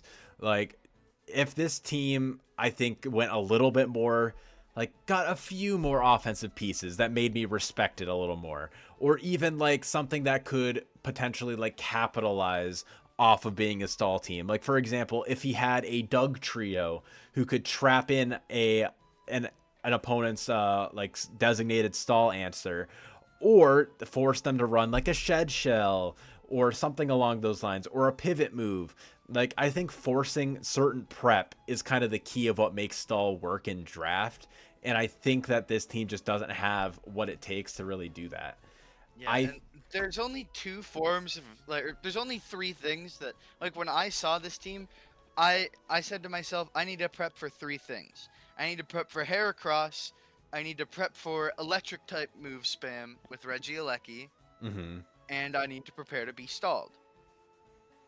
Yeah. And that's kind of that's really the only 3 countermeasures you need for the team. You need your probably ghost type Pokemon for Heracross, or you know, whichever flavor of Heracross counter you have on your team. Ghost You or have your poison ground or type. something like that. Yeah. You have your poison type, your ghost type, your whatever. Flying type. Yeah, your flying type probably is the best one actually. Yeah. Especially if it's like a flying type that's like neutral to electric for Regieleki, but even if not, then like you have other things for Regieleki, like your ground type or whatever. And then the third countermeasure is just sprinkling in like some like cleric moves, some disruption moves, like Encore, Roar. Yeah, Taunt. Like obviously, Heal Bell isn't very applicable here because Yeah. Paldex kind of just wiped Heal Bell and Aromatherapy off the map. Yeah, But, the like, only people who those- will be able to do that would be spoiler I alert think for literally Zach, this but guy. Zach. This guy, Zach, and Nova. Because Blissey gets Heal Bell and Zach has Chimecho. Hell yeah. But yeah, but I think that's about it. Yeah, like as a Stall team, it could definitely still do work. I don't think that like this team will go 0 whatever. I think Carlos is a good enough Stall player to make it work. I just think it's not going to be very easily splashable into most matchups, and I think if your opponent prepares well enough, then it shouldn't. You're gonna have an uphill battle. Is what I'm trying to really say. The thing is that like everything over 100 base speed also just immediately gets a free attack boosting nature. That's also true. Like, Essentially. yeah, and Like, Heracross I is was kind of forced to running be running Choice Scarf a lot of the time. I was running attack boosting natures on like almost my whole team against him. Mm-hmm. Let's see. Let me double check. I'm looking at it right now. Team draft. Oh wait, that's my week 2 battle. I had 1, 2, 3, 4. I had 4 attack boosting natures. And the other mons were like bulky, right? Yeah, no, the other mons were to like secure the speed creep, Mm-hmm. which was always outspeeding Heracrosses and DD, and the same thing for Crocodile. Mm-hmm. But yeah, I think sadly Carlos's team is the C tier so far. I don't think C we tier will. for Chud tier. I'm just kidding. You're alright. C tier for Carlos tier. True. I don't think that we really have any D tier teams because, like, as of the right now from the teams that we have looked at, I think Carlos's team, at least to me, at least trying to be objective, is the weakest, and I think that his team isn't even like objectively bad. Like, I don't think It's not bad. You gotta have some booty ass butt to be in the D tier. That's all I'm saying. Yes, you have to like never have drafted before to be in like objectively terrible tier, because at the very bare minimum, Carlos's team looks like it was drafted like by a competent draft player. It's just not like the kind of team that I would think is the most splashable. But like a good player could still make it work. But yeah, I think that this team. He'll be licking his lips. true. Yeah, like what Patty said, this is the type of team that heavily depends on the coach being good or the opponent just playing and prepping bad. That's exactly what that whole rant was trying to get at. Yeah. But now time to talk about Sin's team, Mr. Sinister, who has the dedicated Sun team, which is funny because it doesn't have any fire types besides the Ninetales. Of course. Yeah. This is just like, I think it's just the fakest Sun team ever. Yeah, Like, it's Ninetales Venusaur, and then role players. Like, I think Tropius is a fake Pokemon. Tropius is a fake Pokemon. I love this dude to death. I'm sorry. How are you as a flying type getting like actively cucked by even having chlorophyll? Doesn't this thing get Hurricane? You can't use Hurricane anymore. You're in the sun. Yeah. Like who designed this fucking oaf? Kind of gotta be running Terra Blast flying with your base 72 special attack. Yeah, and that's to even have a flying type move that isn't Air Slash. Yeah, and then you're not running. That's to have a flying type move over 75 base power. Yeah, and then you're Like, not 80% running. of the time, you're probably just gonna want to be fire. Yeah, So you actually get the exactly. sun boost. You're just gonna be running Terra Fire with like sun boosted Weather Ball or whatever. But I do think outside of it being fake sun, it's still a pretty solid team overall. Like I think Donphan is a really solid like physical check to most teams. I think P2 is like deceptively like insanely hard to break. Like Oh, absolutely. that thing, if you're not able to get rid of its item, it's going to be able to sit on you and tank at least 2 or 3 hits and then just like recover stall you.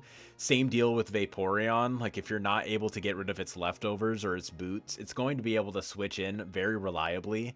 Klefki gives really good support to Venusaur because Venusaur is kind of your best sweeper. Getting up dual screens for Venusaur in the sun, allowing it to get growths off, is going to be pretty big. Even stuff like Mimikyu being able to switch in reliably and tank 1 while getting a free SD. Especially if like your opponent, for example, what you could do is after your opponent KOs one of your mons, you bring in Mimikyu, and now your opponent is in this weird state where it's like, I kind of want to swap out on this Mimikyu, but I can't let it get a free Swords Dance up. So you're kind of forced to stay in, and you can either just KO that Pokemon straight up, or you still get that free SD, and congrats, now you're at +2, still basically at full HP. Now you can Shadow Sneak that thing that you're on initially, still kill it, and now you're at +2. Like, your opponent just can't switch out against the Mimikyu. It's forced to attack and break your disguise. Mimikyu is a very uniquely strong Pokemon here because I don't think there's many Pokemon that can just be like sent in and like want to take a move. There's very few Pokemon. Like a fat Steel type is probably the only broad category of Pokemon that's just like, yeah, I can handle Mimikyu fine. Like you switch in fucking. Oh, but I could only think of my own Pokemon. I switch an Orthworm into this guy, and Mimikyu's like, ah, fuck, I'm out of here. You know? Yeah. He doesn't want that heavy slam. He doesn't want that smoke. He's bouncing. Yeah, like he could still like SD into Drain Punch, but like that's still just like, you know, typical, like that's all Steel types for that matter. And Patty mentions Gardecuno. I think Gardecuno is pretty solid here. I think it helps out a lot with the ground type weakness on this team, funnily enough. Having two ground weak mons and like no resist because Venusaur as your grass type is neutral to it. And Tropius is your other grass type. Yeah, and we're ignoring that thing because it's going to be tearing out of its flying type most of the time, I feel like. And its grass typing for that matter, actually. I think Gardecuno fills a solid role in that because it can switch in on ground types and then threaten them out in return because most ground types are especially frail. And while I do think that you're not going to be able to spam Hurricane as often because of the sun, your Psychic Stab is actually pretty decent. Like, your Psychic Stab is pretty solid. And then, like, your low tiers are fine. Like, Tropius, as much as we meme on it, can still potentially do something, I guess, with Terra in the sun. Like, I could see it coming, like, maybe 1 week. And Hisuian Sneasel, like, that thing actually does shit. Like, with Terra, that thing actually can kind of cook. And Mock Battles, I 6-0 sweat. I think it was a reverse, like... It was like a reverse, like I think I had 5 mons to your 3, like, and Hisuian Sneasel like Terra Darked, and I wasn't able to beat it. Yeah, no, it was really disgusting. I just ran Terra Dark, Throat Chop, Gunk Shot, and Close Combat. Didn't miss Gunk Shot, so I won the game. Yep. And it's just like Patty is saying, it has nice niche interactions with the team, like Future Sight forcing in dark types for Klefki spikes. Yeah, I think that's pretty decent. Alongside the fact that it's just like, I don't know, Gardecuno is just like a good special attacker on this team. Like, this team does kind of lack in pure physical offense outside of like Mimikyu. Like, Sneasel can definitely dish it out. But outside of Sneasel and Mimikyu, Donphan is going to be your main wall, so I wouldn't really say that's pure physical offense. Yeah, he's like the same as how I described Swampert earlier, you know? Yes, like he's still going to be hitting hard. It's capable of spamming Earthquake. Does it get headlong? Does Donphan get headlong? It doesn't get headlong. Why the fuck they give Torterra headlong but not Donphan, like the actual elephant? No idea. Whatever. My favorite punch move. True. I'm just like, this team is interesting. Like, honestly, I feel like it goes more in towards, this is unironically a better, more well-balanced team for Stall than the Stall team, I feel like.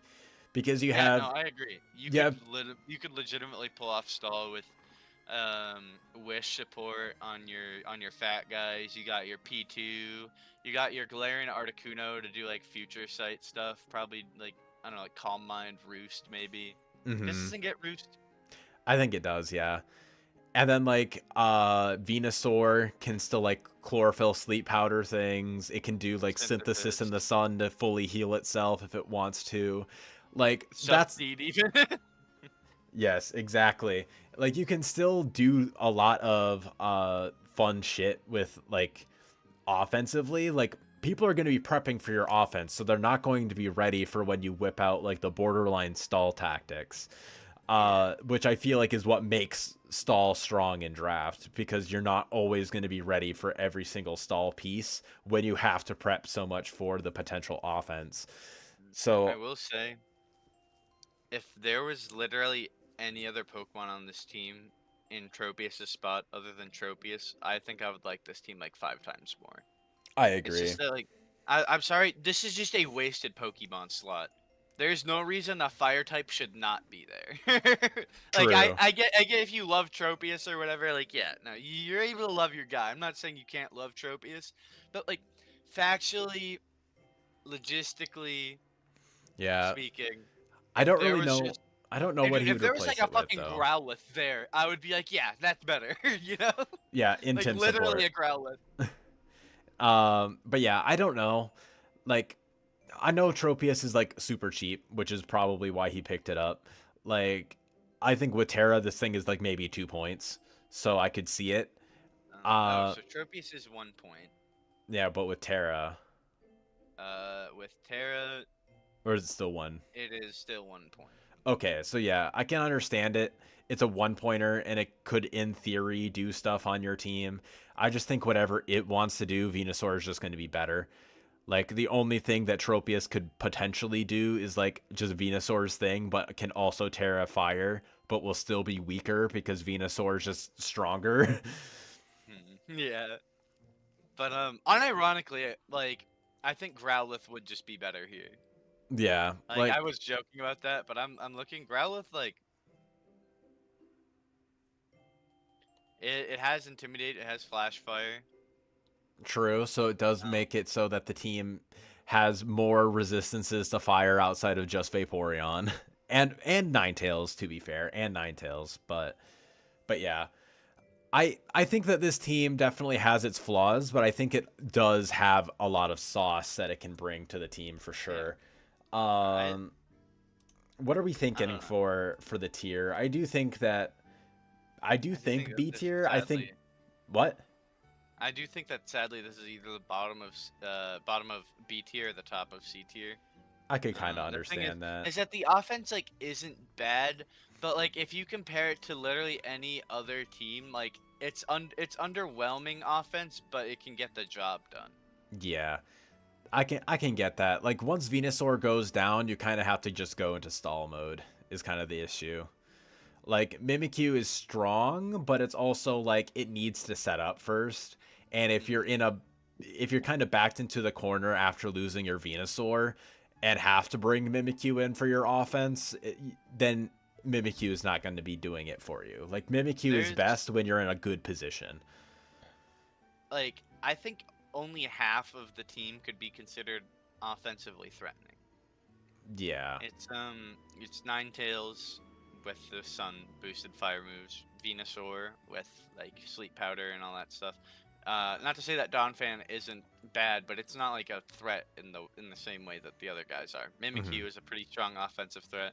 Galarian Articuno is your only form of immediate wall breaking potential.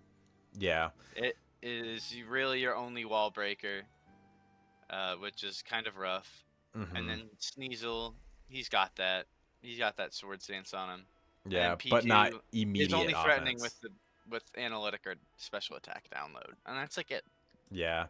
I Everything can else is kind of like it's there, but it's not you're not killing things with everybody else. Yeah, that's kind of what I'm thinking too. Like I definitely think it's solid. It has the sauce, but it also is just gonna struggle a little bit in terms of offense, I feel like. Um I think I'd put this in C. yeah, I think top of It's C. I just think a little bit better than Carlos's team personally, but I agree. yeah. There has to be at least a couple things in C tier. We can't just always be cowards and throw everything in B tier. Yeah, we gotta hurt some feelings up in this bitch. Yes. All Alright, right. who's next? Now we got Zach's team. The Chimecho Servine boy. Oh. I see he has yin and yang there. The True. the body and the shadow, Clefable and Gengar. Yes, Um, we like the aura. We like the aura. I do think that this team is very cool. I do think that the speed tiers are a little underwhelming. 110, 100, 190. It's just like, I guess. It's not awful, but it's just I guess. Yeah. It's there. It's not like a detriment. It's just I wish there was something a little faster than 110. Yeah. I can definitely agree with that, but it is low tier after all, so I do think that you can get away with like lower speed tiers for sure. Yeah. Um, Especially when you have such solid priority users. Like you got E speed on Lucario, you got E speed on Entei, you got potential like first impression on Flygon if you really want to. And you do have some good speed boosting options as well with like Shell Smash Blastoise, for example. Also, Bullet Punch Lucario. It also gets Bullet Punch. Oh yeah, and Bullet Punch. And Bullet Punch, Um, yeah. Clefable is in a state in like a general like non-low tier draft where he's kind of starting to fall off because he's just barely not bulky enough to be able to take those hits, right? Mm-hmm. But now that we're in a low tier setting, I feel like Clefable's really gonna pop off. Like Yeah. it's just gonna be a little bit harder to kill that Clefable, but that's all it needs. It just needed that little bit. Because it went from almost dying to things to now not dying from things again. Yeah. Now it can freely spam those thunder waves better, and it's just gonna be an obnoxious like little monster. I agree, and it can still even do like the life orb magic guard set too if it really wants to. Like the fact that it can be both like a potential like defensive stall piece while also being able to dish out offense like depending on the week. I think that the team really likes that. Because I do think that that's kind of one thing that this team is kind of missing out on is immediate damage dealing outside of like a choice band Entei. Or I mean, choice specs Gengar can also do it too. I guess it is low tier, Yeah, so 130 base special attack is definitely going to be hitting quite that's definitely hard. Scott. Yeah, he definitely has the sauce. I retract a little bit of my statement, but like, for example, like Blastoise isn't going to be hitting hard without a Shell Smash. Lucario with a choice band can definitely hit hard still, but I think its best sets are the Nasty Plot or Sword Stance sets. Flygon isn't going to be hitting very hard without like a Dragon Dance set. Chimecho is going to be able to like Terra Electric and like Calm Mind. Servine can Leaf Storm. Like, funnily enough, I do think that his Terra Captains, despite being only 1 point, can still do things. Yeah, no, I agree. I think that Chimecho, like, don't get me wrong, Chimecho's not like good. Like, we don't love him because he's good. We love him because he's the Chime. We Yes, love him because he's our boy. because it's But chime time. because it's Chime time. But like, there's I just have an issue that there's no. Don't get me wrong. There's Clefable and there's Mandibuzz, but they're not really like insanely bulky like that.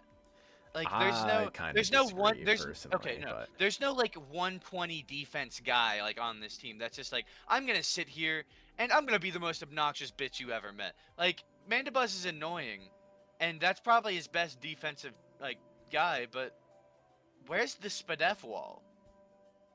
Mandibuzz can't be both. yeah, There's no Spadef wall on this team. yeah, I guess that kind of checks. I do think that Assault Vest could be easily slapped onto things, but like I do agree that like he doesn't have any like premier Assault Vesters. Like I I'd could argue the see, only thing I'd want to throw an Assault Vest on this team is like Electros and yeah, maybe Blastoise. Maybe Blastoise if I'm like for sure not running Shell Smash. And I just want to do like Surf, Ice Beam, like Flip Turn, not Shell Smash, Rapid Spin. You know, yeah, those are the only two Pokemon I think could even be conceivably ran with an Assault Vest. yeah, and And both of which Entei's gonna like be Band or Boots. yes, and both of which I do feel like not having recovery is kind of like bad for them. Like whereas because their bulk is still solid, but it's not quite so monstrous that they can get away with like not running, uh, without running leftovers or something when the opponent is going to be hazard, like stacking up like Stealth Rock or whatever. Like after Stealth Rock chip, they're still going to be able to get 2-shot, potentially 3-shot with like an assault vest and not being able to heal themselves means that they're going to be left open for repeated attacks, which is kind of rough. And like it's off, and the offense, while still really strong between Gengar, Entei, and Lucario, I do think that it will struggle against some bulkier teams while still not having the bulk itself to deal with more offensive teams. I think it has the sauce, but I think it's just like missing that one X factor, I guess is a good way to describe it. Like it's almost too balanced for its own good, Like, I feel like. I struggle, like, I know this Pokemon, like, isn't fucking god tier or anything, but I'm looking at, like, a +2 attack, like, Revavroom. I don't think anything wants to switch in on the coverage it has. Because it has high horsepower, right? Yeah. Like, nothing wants to switch in on this shit. Like, I know, like, stat boosting poison types aren't the most common, but Monkey Dory, bro, Monkey Dory, like, if it's like Scarf, or your Gengar doesn't outspeed it in for some reason, like that Monkey Dory is faster than you, bro, that thing's tearing holes in this team. Yeah. That's what I think for sure. I think like it's missing that one X factor that really, on like both sides of the spectrum, that would really make it stand out, like offensively and defensively. I think that if it had one Mon that was just like a little bit faster than Gengar, and like even if it had like less special attack or less attack or whatever, I think like just that little bit extra like X factor for like immediate damage dealing potential, I think would really help a lot. And same thing with like defense. Like if you had a designated like special defensive Mon, I do think Clefable can do that pretty decently. Like base 95-90 is going to do some work for sure. I definitely think that like Clefable being forced into the Spadef wall roll and Mandibuzz being forced into the Fizdef roll, I think that's going to be kind of limiting on your team a little bit, because then that's two Mons that are for sure going to be on every team, and then you kind of have to pick between like Blastoise, Lucario, Entei, and Gengar, and that's kind of all.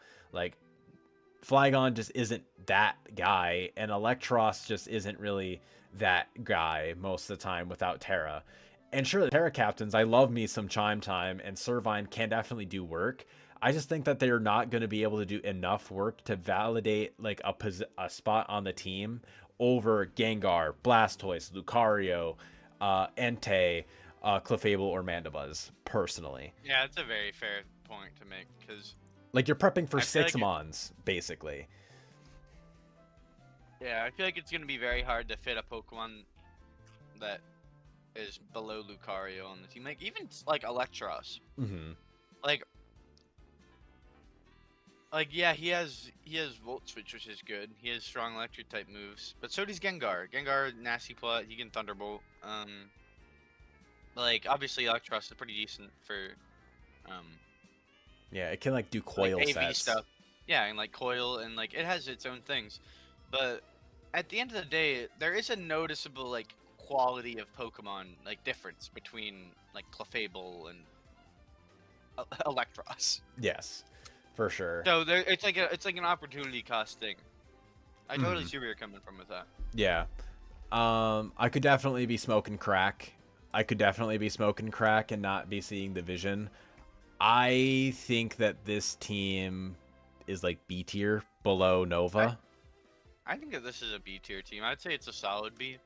You can choose where it goes. I'm not too picky. But I would agree that it's a B tier. I'm just kind of struggling if it's like B tier below Nova or B tier above. That's kind of like the main thing. I don't fully know. I think we'll come back to it a bit later. I think I'd put Nova's above this. Okay. That's sort of what I'm thinking. I think Nova's team just has such strong offensive potential where it's like defenses are a little flawed, and then Zach's kind of just has like its defenses aren't quite as flawed. This team's just kind of okay at everything. Like, Yes. It's not bad at anything. It's not like amazing at everything. He needs to be a little more min-maxed. This is the Mario of this like draft league, you know? Yes, This is yes. the jack of all trades, master of none team. That's kind of how I'm feeling too. Like it's like balanced to a fault. Yeah, I can totally get down with that. And then next up we got Goki's team, which this is a pretty damn good team.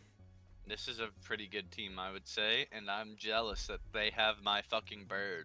Yes, My bird. Kenny really wanted Halucha instead of what mon do you have? Hitmonlee, right?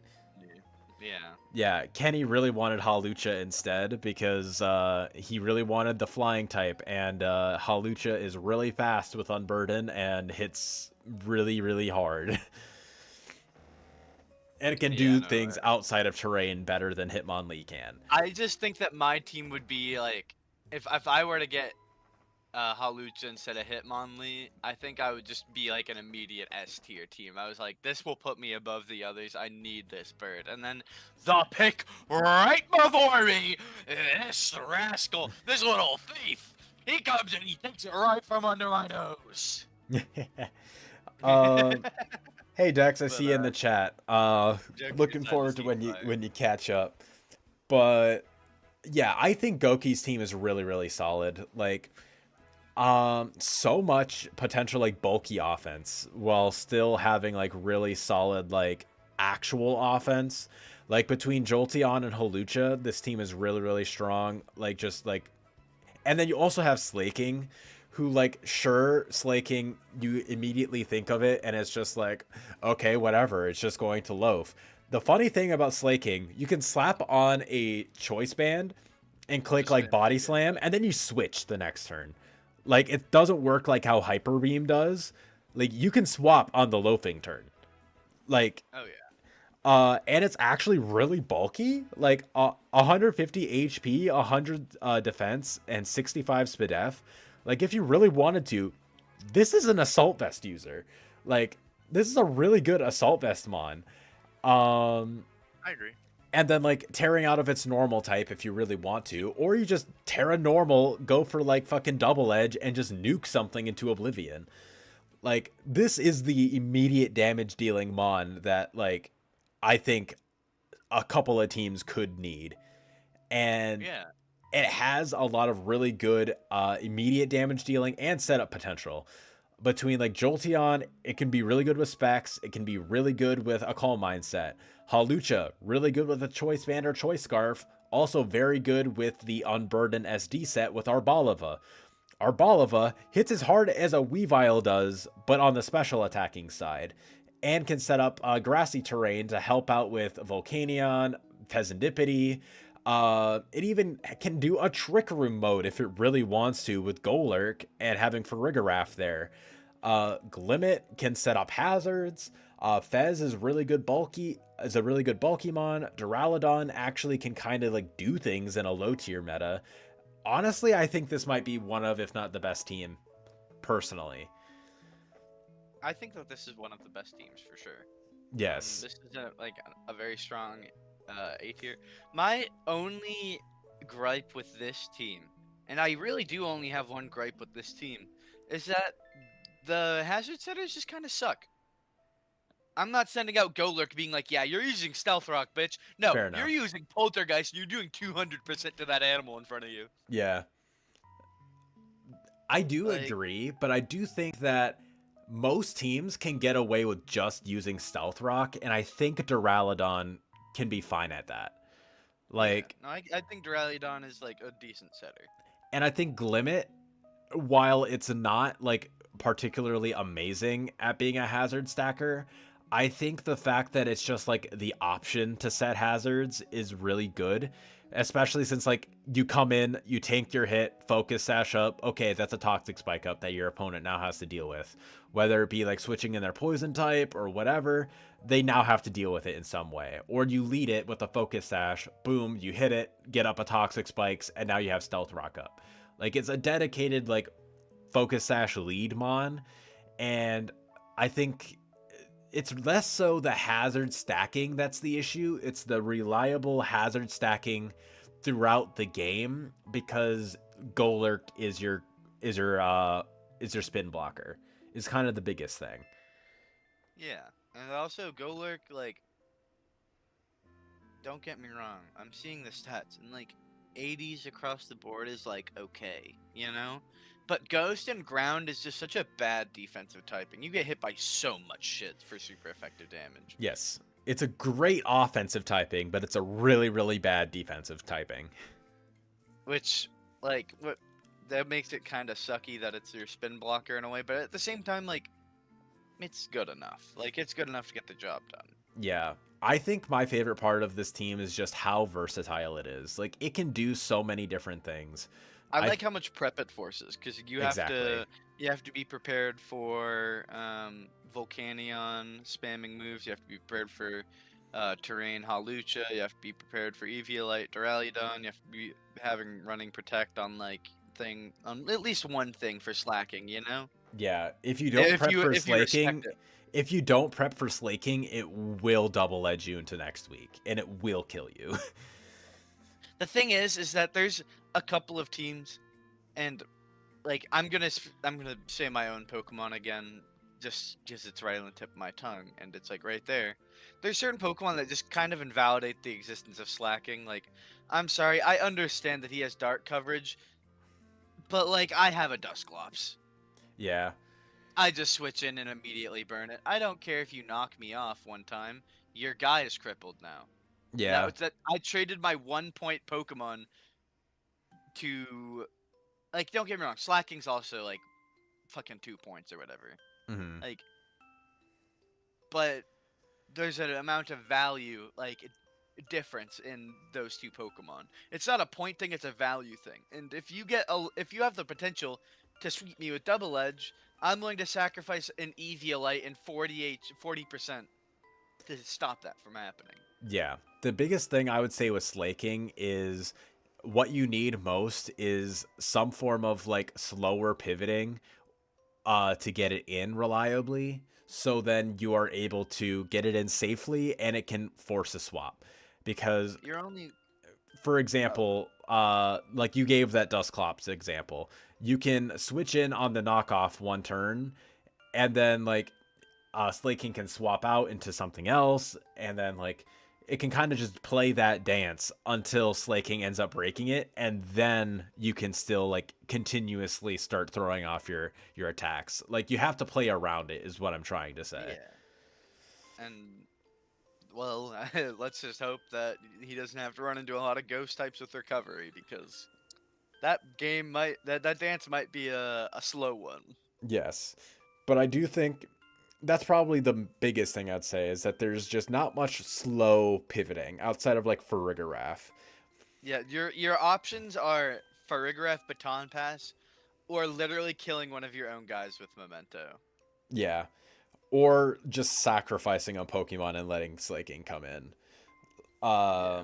But I do think that this team is incredibly, incredibly good. I think that there are very few teams that are better than this. I think this I is would be easily comfortable top of putting this A. in S. I'd be comfortable putting this in S I, you know if you what? want to put it in S right now. I think putting in S would be fair. I think putting in S is fair, especially since like I don't want the rest of the tiers getting too bloated, and we need to have at least like one, maybe two S tier. I think. Yeah. Okay. Speaking of second S tier, True. So true. If you want, Kenny, I can give my thoughts on the team first, and then you can kind of like give your explanation for the team, or you can just give your team rundown first, and then I can give my thoughts after. I want to give my team rundown first All right. because I'm very prideful in this team. At first you might be like, why the fuck do you have 3 Psychic types, you fucking nematode idiot loser? And it's because I looked around in the format and I kind of came to the conclusion that I think Psy spam is absolutely busted. Um, I think that there are not a lot of premier dark types that are able to withstand the power of three expanding forces, or like Veluza gets it, but he's more a physical guy. But I just think that with a lower power level, Psychic, which is usually a more middling type, really has the opportunity to shine because of a lot of dark and steel type Pokemon that are normally really good, but don't get really. Oh, they don't really get to be picked because Heatran's not a fucking mid tier. You don't get to pick Heatran. You don't get to invalidate my psychic types with your busted steel type. And it's just that, but like more. There's just so many good steel types that aren't really in the format, and I feel like psychic type Pokemon with decent coverage, specifically water and psychic, and then fire and psychic, is just really good for like handling things that are like resisting to psychic. Specifically Veluza, I'm saying water and psychic because sharpness boosted aqua cutters are a bitch to deal with. Like it's absolutely like unfathomably powerful, especially off of like a Terra Water or something that you're able to do. Um, so obviously there's more Pokemon on my team than my Psy-Terrain like thing. I have my Hitmonlee obviously for Psy-Terrain. I didn't mention him, but I think that any form of gimmick team needs to have powerful threats outside of that gimmick to make sure that it's not a one-note thing, which is why I have Raikou and Crocodile. Raikou is the premier electric type in this format. He's fast, he's strong, he gets fucking coverage out the ass. I figure there's no better Pokemon for me to immediately grab than Raikou. And then after that, I was like, I'm just gonna grab the best ground type, so I don't have to worry about it. And I feel like my psychic types, um, and like my core of Pokemon around it. Normally, psychic is super weak to dark, and don't get me wrong, I see the dark weakness on my chart, but I really don't think it's that bad when I literally have one of the strongest like defensive steel types. And when I mean strongest, I mean like bulkiest. Like this thing's fat. 145 defense. There's not a knockoff in the world that's scratching this fucking thing, you know? Um, and Crocodile is an amazing assault vest user, so I think it is perfect for not only a physical dark type check with Intimidate, but for a special dark type check. And Whimsicott is kind of there to just fill out the rest of the edges, you know? Um, I have Altaria mostly just for defog and for like anti-cheese shit. I'm not dealing with that weather crap. And I kind of just grabbed my lower tiers that are Terra Captains that don't have increased Terra attacks because I bitched myself out trying to afford all these like high tier Pokemon like Raikou through Armarouge. That's generally what I think of my team. I am a bit dark weak, but it kind of evens out in a way because I have really good resists that are kind of crucial. All right, I want to hear what you think.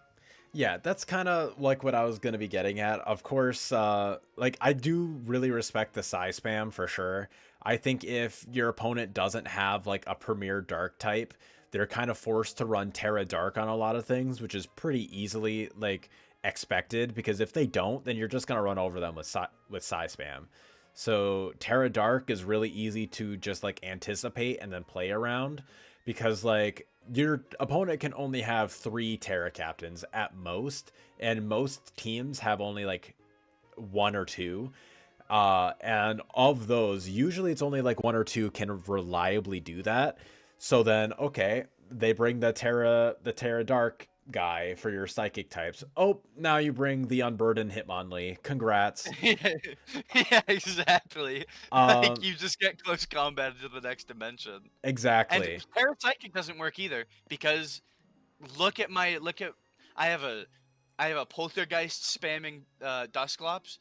It might not look scary at first. That's a 110. That's a 110 stab attack. Yes. That's crazy. Even off base 75 attack, that's doing damage. Mm-hmm. And it's also information. Like Dusclops gets Frisk and Poltergeist. That's the ultimate item revealing combination.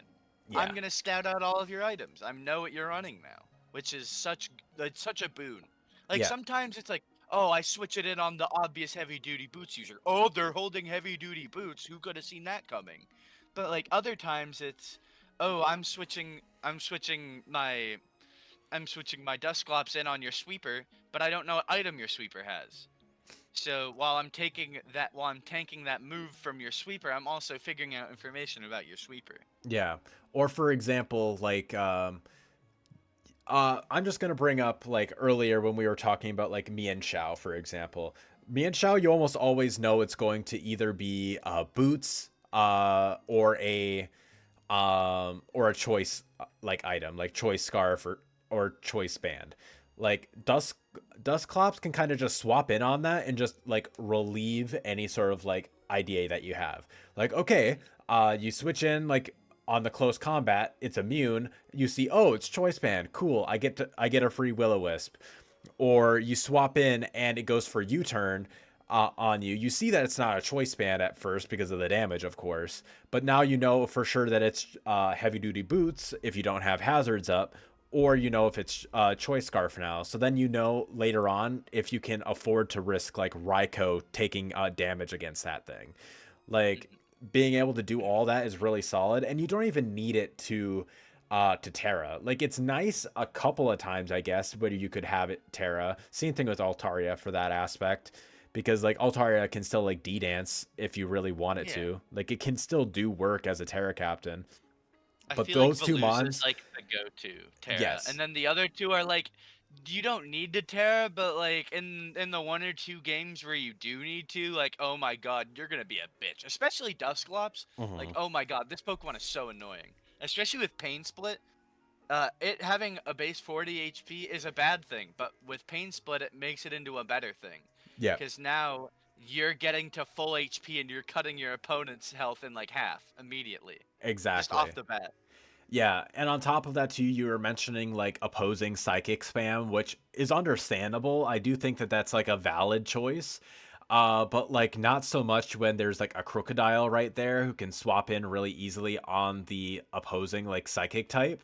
And like so then you explicitly need like a fighting Terra captain who can take on the Orthworm and the crocodile after Terra Psychics. Like that's kind of the biggest one, like the biggest thing that I would say. Which then, And then there's congrats, Whimsicott. yeah, you got Whimsicott there, or even better yet, you have Armor Rouge there, which Oh, resists. literally the psychic types. Yeah, which Cross. resists both. And now, if it's a physical one, congrats, you get a weak armor boost, and you can still break through it. Like it, this team just does really well at answering its checks while still being strong on its own. I see very few teams that are able to like reliably beat this in the same way that like other teams that might be beaten. Like it kind of just has to be a big slugfest, I feel like, in order to beat this Because, team. like, to go back to the type chart, like, it says that I am weak to dark, but that's just kind of a lie. Yeah. It's really not that true. Yeah, one of your dark type weaknesses is going to be tearing out of the dark type weakness. Like Yeah, Veluza is just not going to be a psychic type half the time. and even if it does stay as a psychic type, and it tears into a psychic type, that means that the thing in front of it's dying. You Yes, know? because sharpness boosted stab psycho cut, while actually double stab because of Terra Psychic is going to be insane, especially boosted by terrain and +2 from Fillet Away. And psychic terrain stopping priority, which is the biggest answer into a Fillet Awaying Veluza too, is just like this team I feel like has so many like things that just like answers its answers. Like it's so weird to think of. And I know I'm probably biased because you're my teammate, but I think it's close, but I think that this team has fewer flaws while still having just as many upsides as Goki's team. I think it's slightly better than Goki's. Let's go, baby. Not to be biased myself, but I really do think I went crazy making this team. Like, it is, it's, it's not a perfect team, and I know that it's not a perfect team. I think that, like, I think that it is capable of getting my ass handed to me, as I've seen in Vox already. Oh, But who? I yeah, no, wonder who did that. I wonder who did that. But yeah, no, I think that There's the I'm monkey comfortable. meme, the thinking monkey. The Who did that? who did all that? But I think specifically my team is uniquely powerful because of the teams around me. Hmm. Because there are so few size spam checks. Like I'm looking at like most of these teams. You have a pretty good matchup into size spam. You're my teammate. That doesn't matter. Game decks. Um, let's see, Nova. And well, obviously Carlos. Not to spoil it, but I did beat him. I, Yeah, but it wasn't I because of did. size spam, I would It was say. because of Valuza spam. Yes, like it But wasn't size spam that did it. I think he had decent enough answers into size spam, but I do get what you mean, yeah.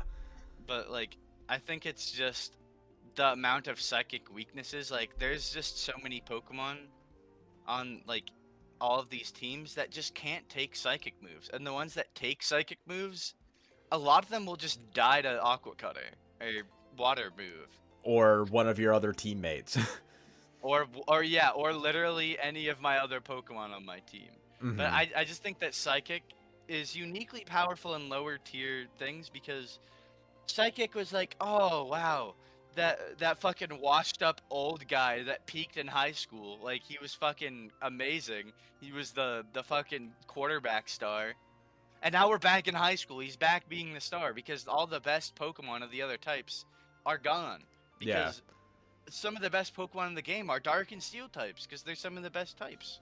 Hmm. When the best types are gone, the second best types or the third best types, all the second grade types get bumped up because of that. Hmm.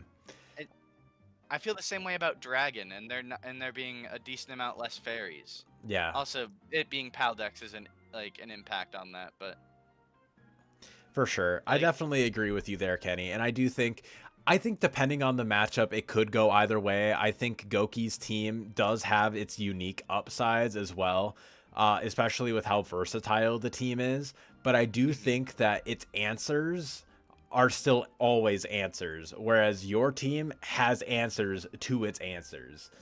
Like, Oh I yeah, do think that that's kind of the X factor that puts it over Goki, in my opinion, is just the fact that Goki's team, like, it still has its weaknesses, whereas your yeah, team, like, you kind of have to find really unique and out there checks to your team because you have answers to your best strategies.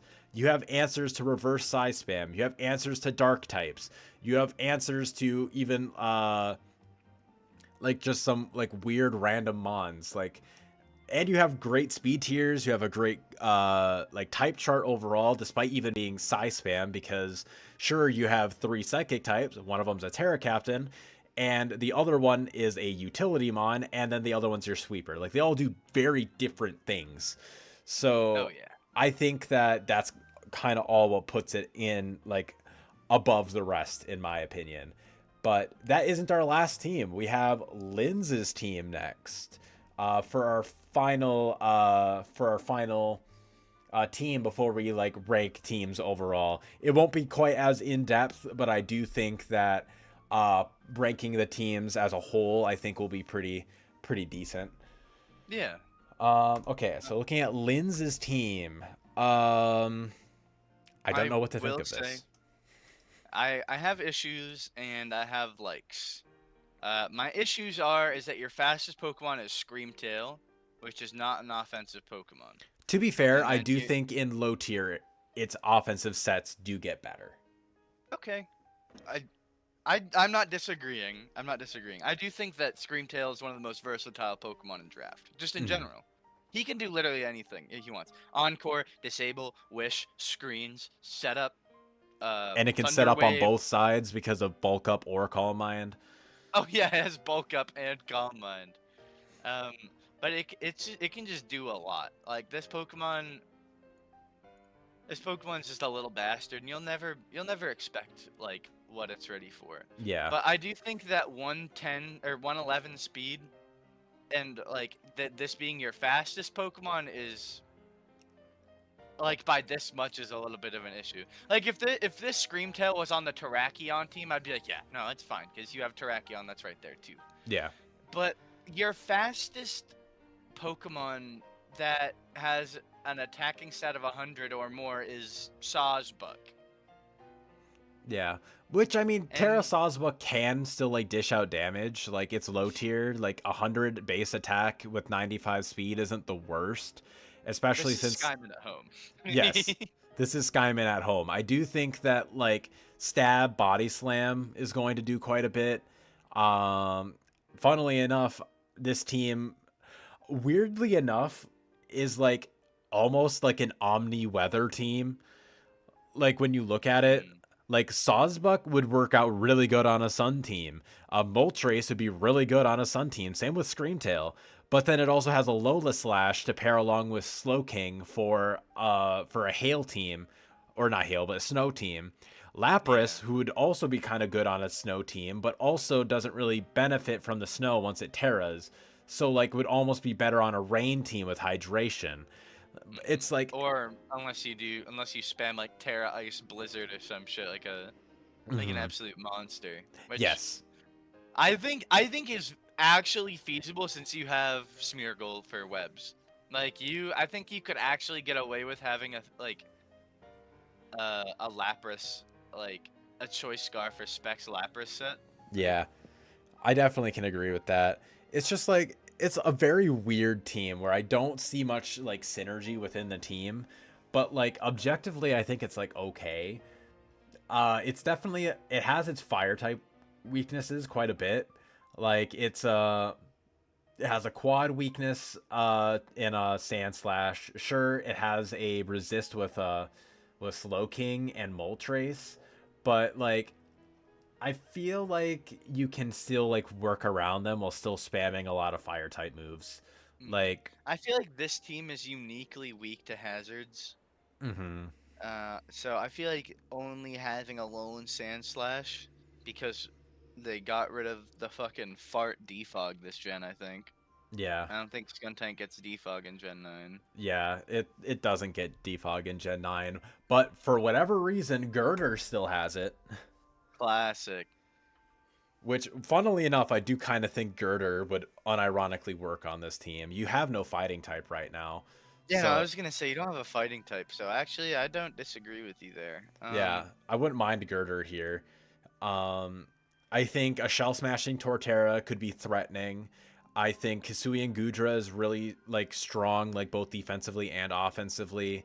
And I also don't mind that it's a steel type that doesn't resist fairy because you do still have a Lola Slash there to resist fairy as well. But Yeah. like it's also kind of weird because your poison type also doesn't resist fairy, but you have Moltres. So it's like you're not weak to fairy, but it's like your fairy type checks are a little It's just weird. weird. Yeah. Um and also fairy types just simply aren't as good as they are in like standard draft, so I can't really complain too much. Base Rotom is pretty interesting. I think that thing is pretty okay. Sawsbuck is okay. It's just like a very okay team that doesn't have Mhm. the best synergies in my This is a opinion. very whelming team. I'm not underwhelmed. I'm not overwhelmed. This is just like okay, this is a team, and like I see kind of what it does, but it's just like there. I also don't see much immediate damage dealing outside of offensive Moltres. Like Yeah, no, offensive that's Moltres, like Specs Moltres can still hit, but then like you're taking 50 from rocks. and you only have one hazard remover, and It's a Lola Sand it's a lone Slash. Sand Slash, Yeah, which granted it who is is, weak to like half the type chart. yes, who's weak to like half the type chart, and oftentimes it does its role best when you are running it with Slowking as a Slush Rush sweeper, not really as a rapid spinner, weirdly enough. Like Yeah. it's just If there was it's just not going to be it the way the team Mm, wants to play versus how that it's actually like set up to play, I think it's like I see a lot of clashing, like yeah, because clashing like themes. it looks like this team wants to do like two different things at the same time. And also, I do want to say technically it's not the only hazard remover Smeargle. because Smeargle can do like court change, rapid spin, literally mortals, like whatever the fuck it wants to do. Yeah. But it's just then you're using your Smeargle to remove hazards instead of setting them and using Spore. Yeah. And I see you in the Like you chat, can't do Lens. both. The goal I'm gonna read out your message. The goal for it was to be flexible, where it's kind of like you could, like you said, you can almost do anything between weather and kind of bulky offense. That's kind of what I'm getting at here. Mhm. Like I do think that that's pretty apparent with the team. I just think that it'll be struggling in some ways because if you don't get the turns to set up your offense, then you're kind of going to be a little bit lacking in terms of like damage dealing potential. And you aren't like far enough in the opposite direction where you can afford to really like take a back seat and play really defensively. You're kind of in that weird middle ground where it's like you can do both, but like you're going to be a little underwhelming or just You're like stretched. okay at either. You're stretched a little too thin, if that makes sense. Yes, you'll Like never see I me feel like run hyper offense. Yeah. Uh I definitely get that for sure. I just think that it's also like even if you still want to run like more bulky offense, I think you still need like a little bit more in terms of like immediate like bulky offense dealing. Like there's Torterra is a great option for you here, but like something like I'll just use an example of like my Pokemon. I think an Ursaring works out really well on this team because Ursaring, it's not exactly super fast, but it will immediately start dealing damage. Like you don't need to set up, you just switch it in, you activate Guts, and then you just click your move. The only Mons I could see really doing that is like Moltres. And outside of that, everything else kind of needs to be set up. I could maybe see like a Choice Band Torterra, but I do think yeah. the Shell Smash variant is more reliable because of how slow it is and the quad weakness. I'm right there with you. Yeah. Like, Um, I definitely see where you're coming from. I just think that a couple of tweaks could be made to really make this a really solid bulky offense yeah, team. And I just I think that agree. there's just too many flaws on it. I think two changes. Like, I don't have these changes off the top of my head, but I do think that really, if you changed like one, two, three guys around on this team, you're going from a C tier team to an easy mid B tier team. Yeah, easily. I think the parts are all there.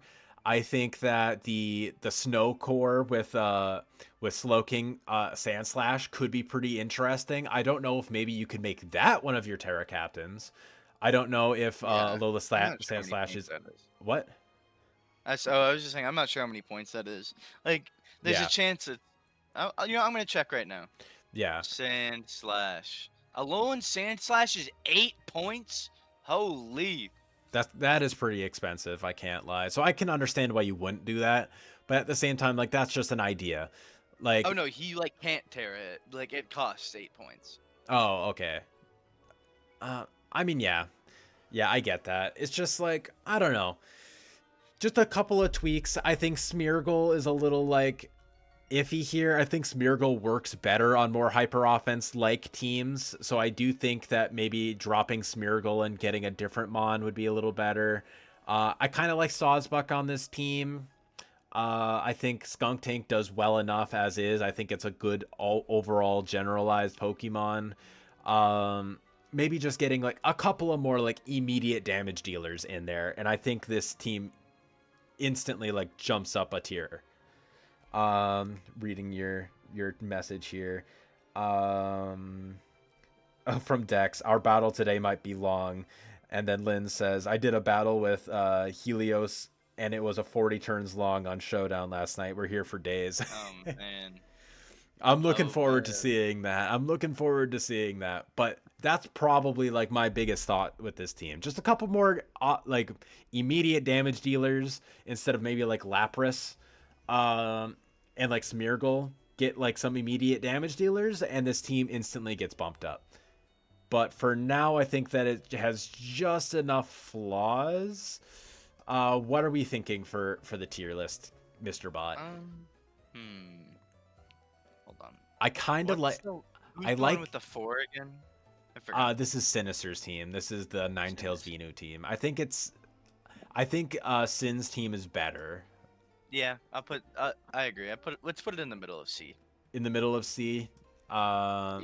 I could see it kind of being like between Carlos, because I do know that Stall sometimes has really good matchups, but it also has really bad matchups. But I think that like Linz's team is just like slightly like you can run it either or, basically. Yeah. And I think this is a pretty good tier list so far. I think this is pretty fair. I could see like maybe like some things getting swapped around a little bit depending on personal preference, but I think Yeah. we did a good job trying to be as objective as we could. I agree. I do think that like it's kind of hard to not be completely entirely objective, but I do think that our like even if we were biased like towards ourselves, I think that there is no way that any of our teams are objectively like below an A. Yeah. I just like think that as a fact. And Yeah. I think we did a pretty good job of being objective. Yeah, that's kind of why I wanted to grab somebody who like wasn't in the league or like somebody else who wasn't on our team to like hop on and give their thoughts, but it just didn't end up working out that way. The guy that I wanted to talk to initially was busy today. So, sadly, we weren't able to get him on, but If I you do think think I'm gonna be biased to Vinny as opposed to against, like you got me fucked up. I'm giving that guy shit every second I get. true. We are the same way with Vinny, yes. And like even with each other, honestly, like I would tell you if your team sucked ass. I would tell you that. I've seen him put me in B before, and let me just say, I've accepted it gracefully. Cursed under my breath only a couple times. I'm just kidding, but I yeah, will- it's fun tier list. And of course, this is also like this is just ranking the teams as they are. This always take everything we say with a grain of salt. A good player can make any of these teams work. That's why there's no D tiers. Like a C tier team is still like possible to be wielded well by a good player. This is just purely a ranking based on the teams that we had that were drafted, not on the players. So Yeah. never take anything we say with like as a personal attack or anything. You should be insulted that your team is not above me, and you should think of yourself as less. That's what he's saying. That's what he's saying. But yeah, no, I could not agree more. Because there's a complete difference between the ability to draft a good team and the ability to play with a good team. Yes, exactly. I've seen so- some players draft absolutely abhorrently like amazing, like how did I let you draft this level teams, and they like place the worst in the league. Like I have seen that happen, and I've also seen players who drafted like really just bad teams and still perform incredibly well. So like Hey, Legion. very true, very true. Bro, he showed me a team with 3 dark types on it, and the first thing I was like, brother, what do we need 3 of them for? We do not need 3 of these guys. And I have 3 psychic types on my team right now, so you can tell when something's up. But yeah, and as for like the overall team rankings, I think like if we just take it objectively from where we ranked our teams, I think it's a little like iffy to say, but I think just looking at the tier list, I think our team is kind of like at the top. The Driplin's on top, baby. Driplin's on top. And then what are the other teams? Let me just take a quick look. We'll go on to like the regular. Oh, that's not that doc. That's not that doc. There, this team. This I doc. personally would go Team Vinny in first, Mm-hmm. and then I think I would do Team Dex in second, Yeah. Team Nova in third, and Team Carlos in fourth. That's what I would do personally. Carlos in fourth. Interesting. I think I agree Team with Carlos. having what? I did team Carlos in fourth, yeah. Yeah. I agree with you on team Vinny first and then Dex second. I think that's just like the Actually, most Goki, object. But yeah, Goki Goki gets on even better. Carlos's team, I do think kind of like it's so weird because Nova's team has like a lot of middle ranking teams, I feel like, whereas Carlos has like of the teams that we ranked in the bottom. Oh, one sec. Let me change this for y'all so you can actually see. There y'all go. Sorry about that. And then Carlos's team has like an S tier team and then like two of the ones that we ranked on the lower end. So it's really hard to Yeah. actually like rank those. I agree. This is maybe it would be Team Vinny, Team Team Nova, Team Carlos, Team Dex.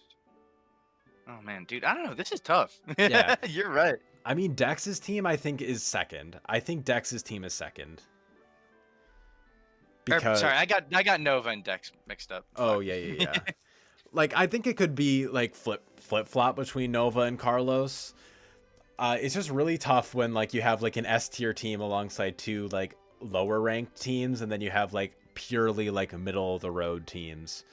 I think maybe I would put Carlos's team at last just because no, actually no, I was think ahead of Nova's is what I mean, because Linz's team I think is like right there, like slightly above Carlos's, and then Steve-O and Nova are like middle ranked, and then Goki's team is just like ranked above everyone else's. So it's like, do we think that like Sin's team like is like at the point where it's like averaging out below the two average teams like from Goki's team? Like I think Linz and Carlos kind of cancel each other out, so it's kind of between like Goki, Sin, and Nova and Necro.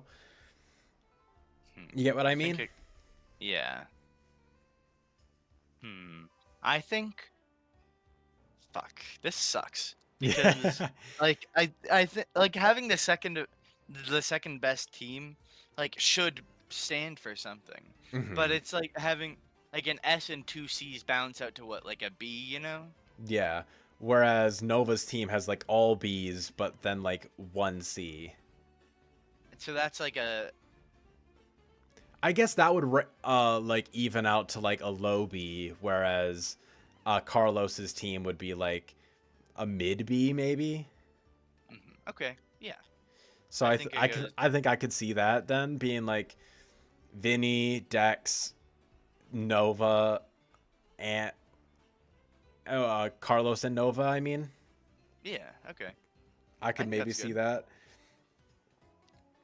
I guess that's just our predictions for now. I also feel like this is a lot more subjective than objective because, like, we're taking something that is like objective is teams like which is like team strength, and then combining it to see like how do the grades even out, which is a lot more of a subjective process, I think. So take this a lot less seriously than the other rankings. Yes. Take this much less seriously. This is purely just like our predictions for how we think like the team rankings at the end of the season will line up.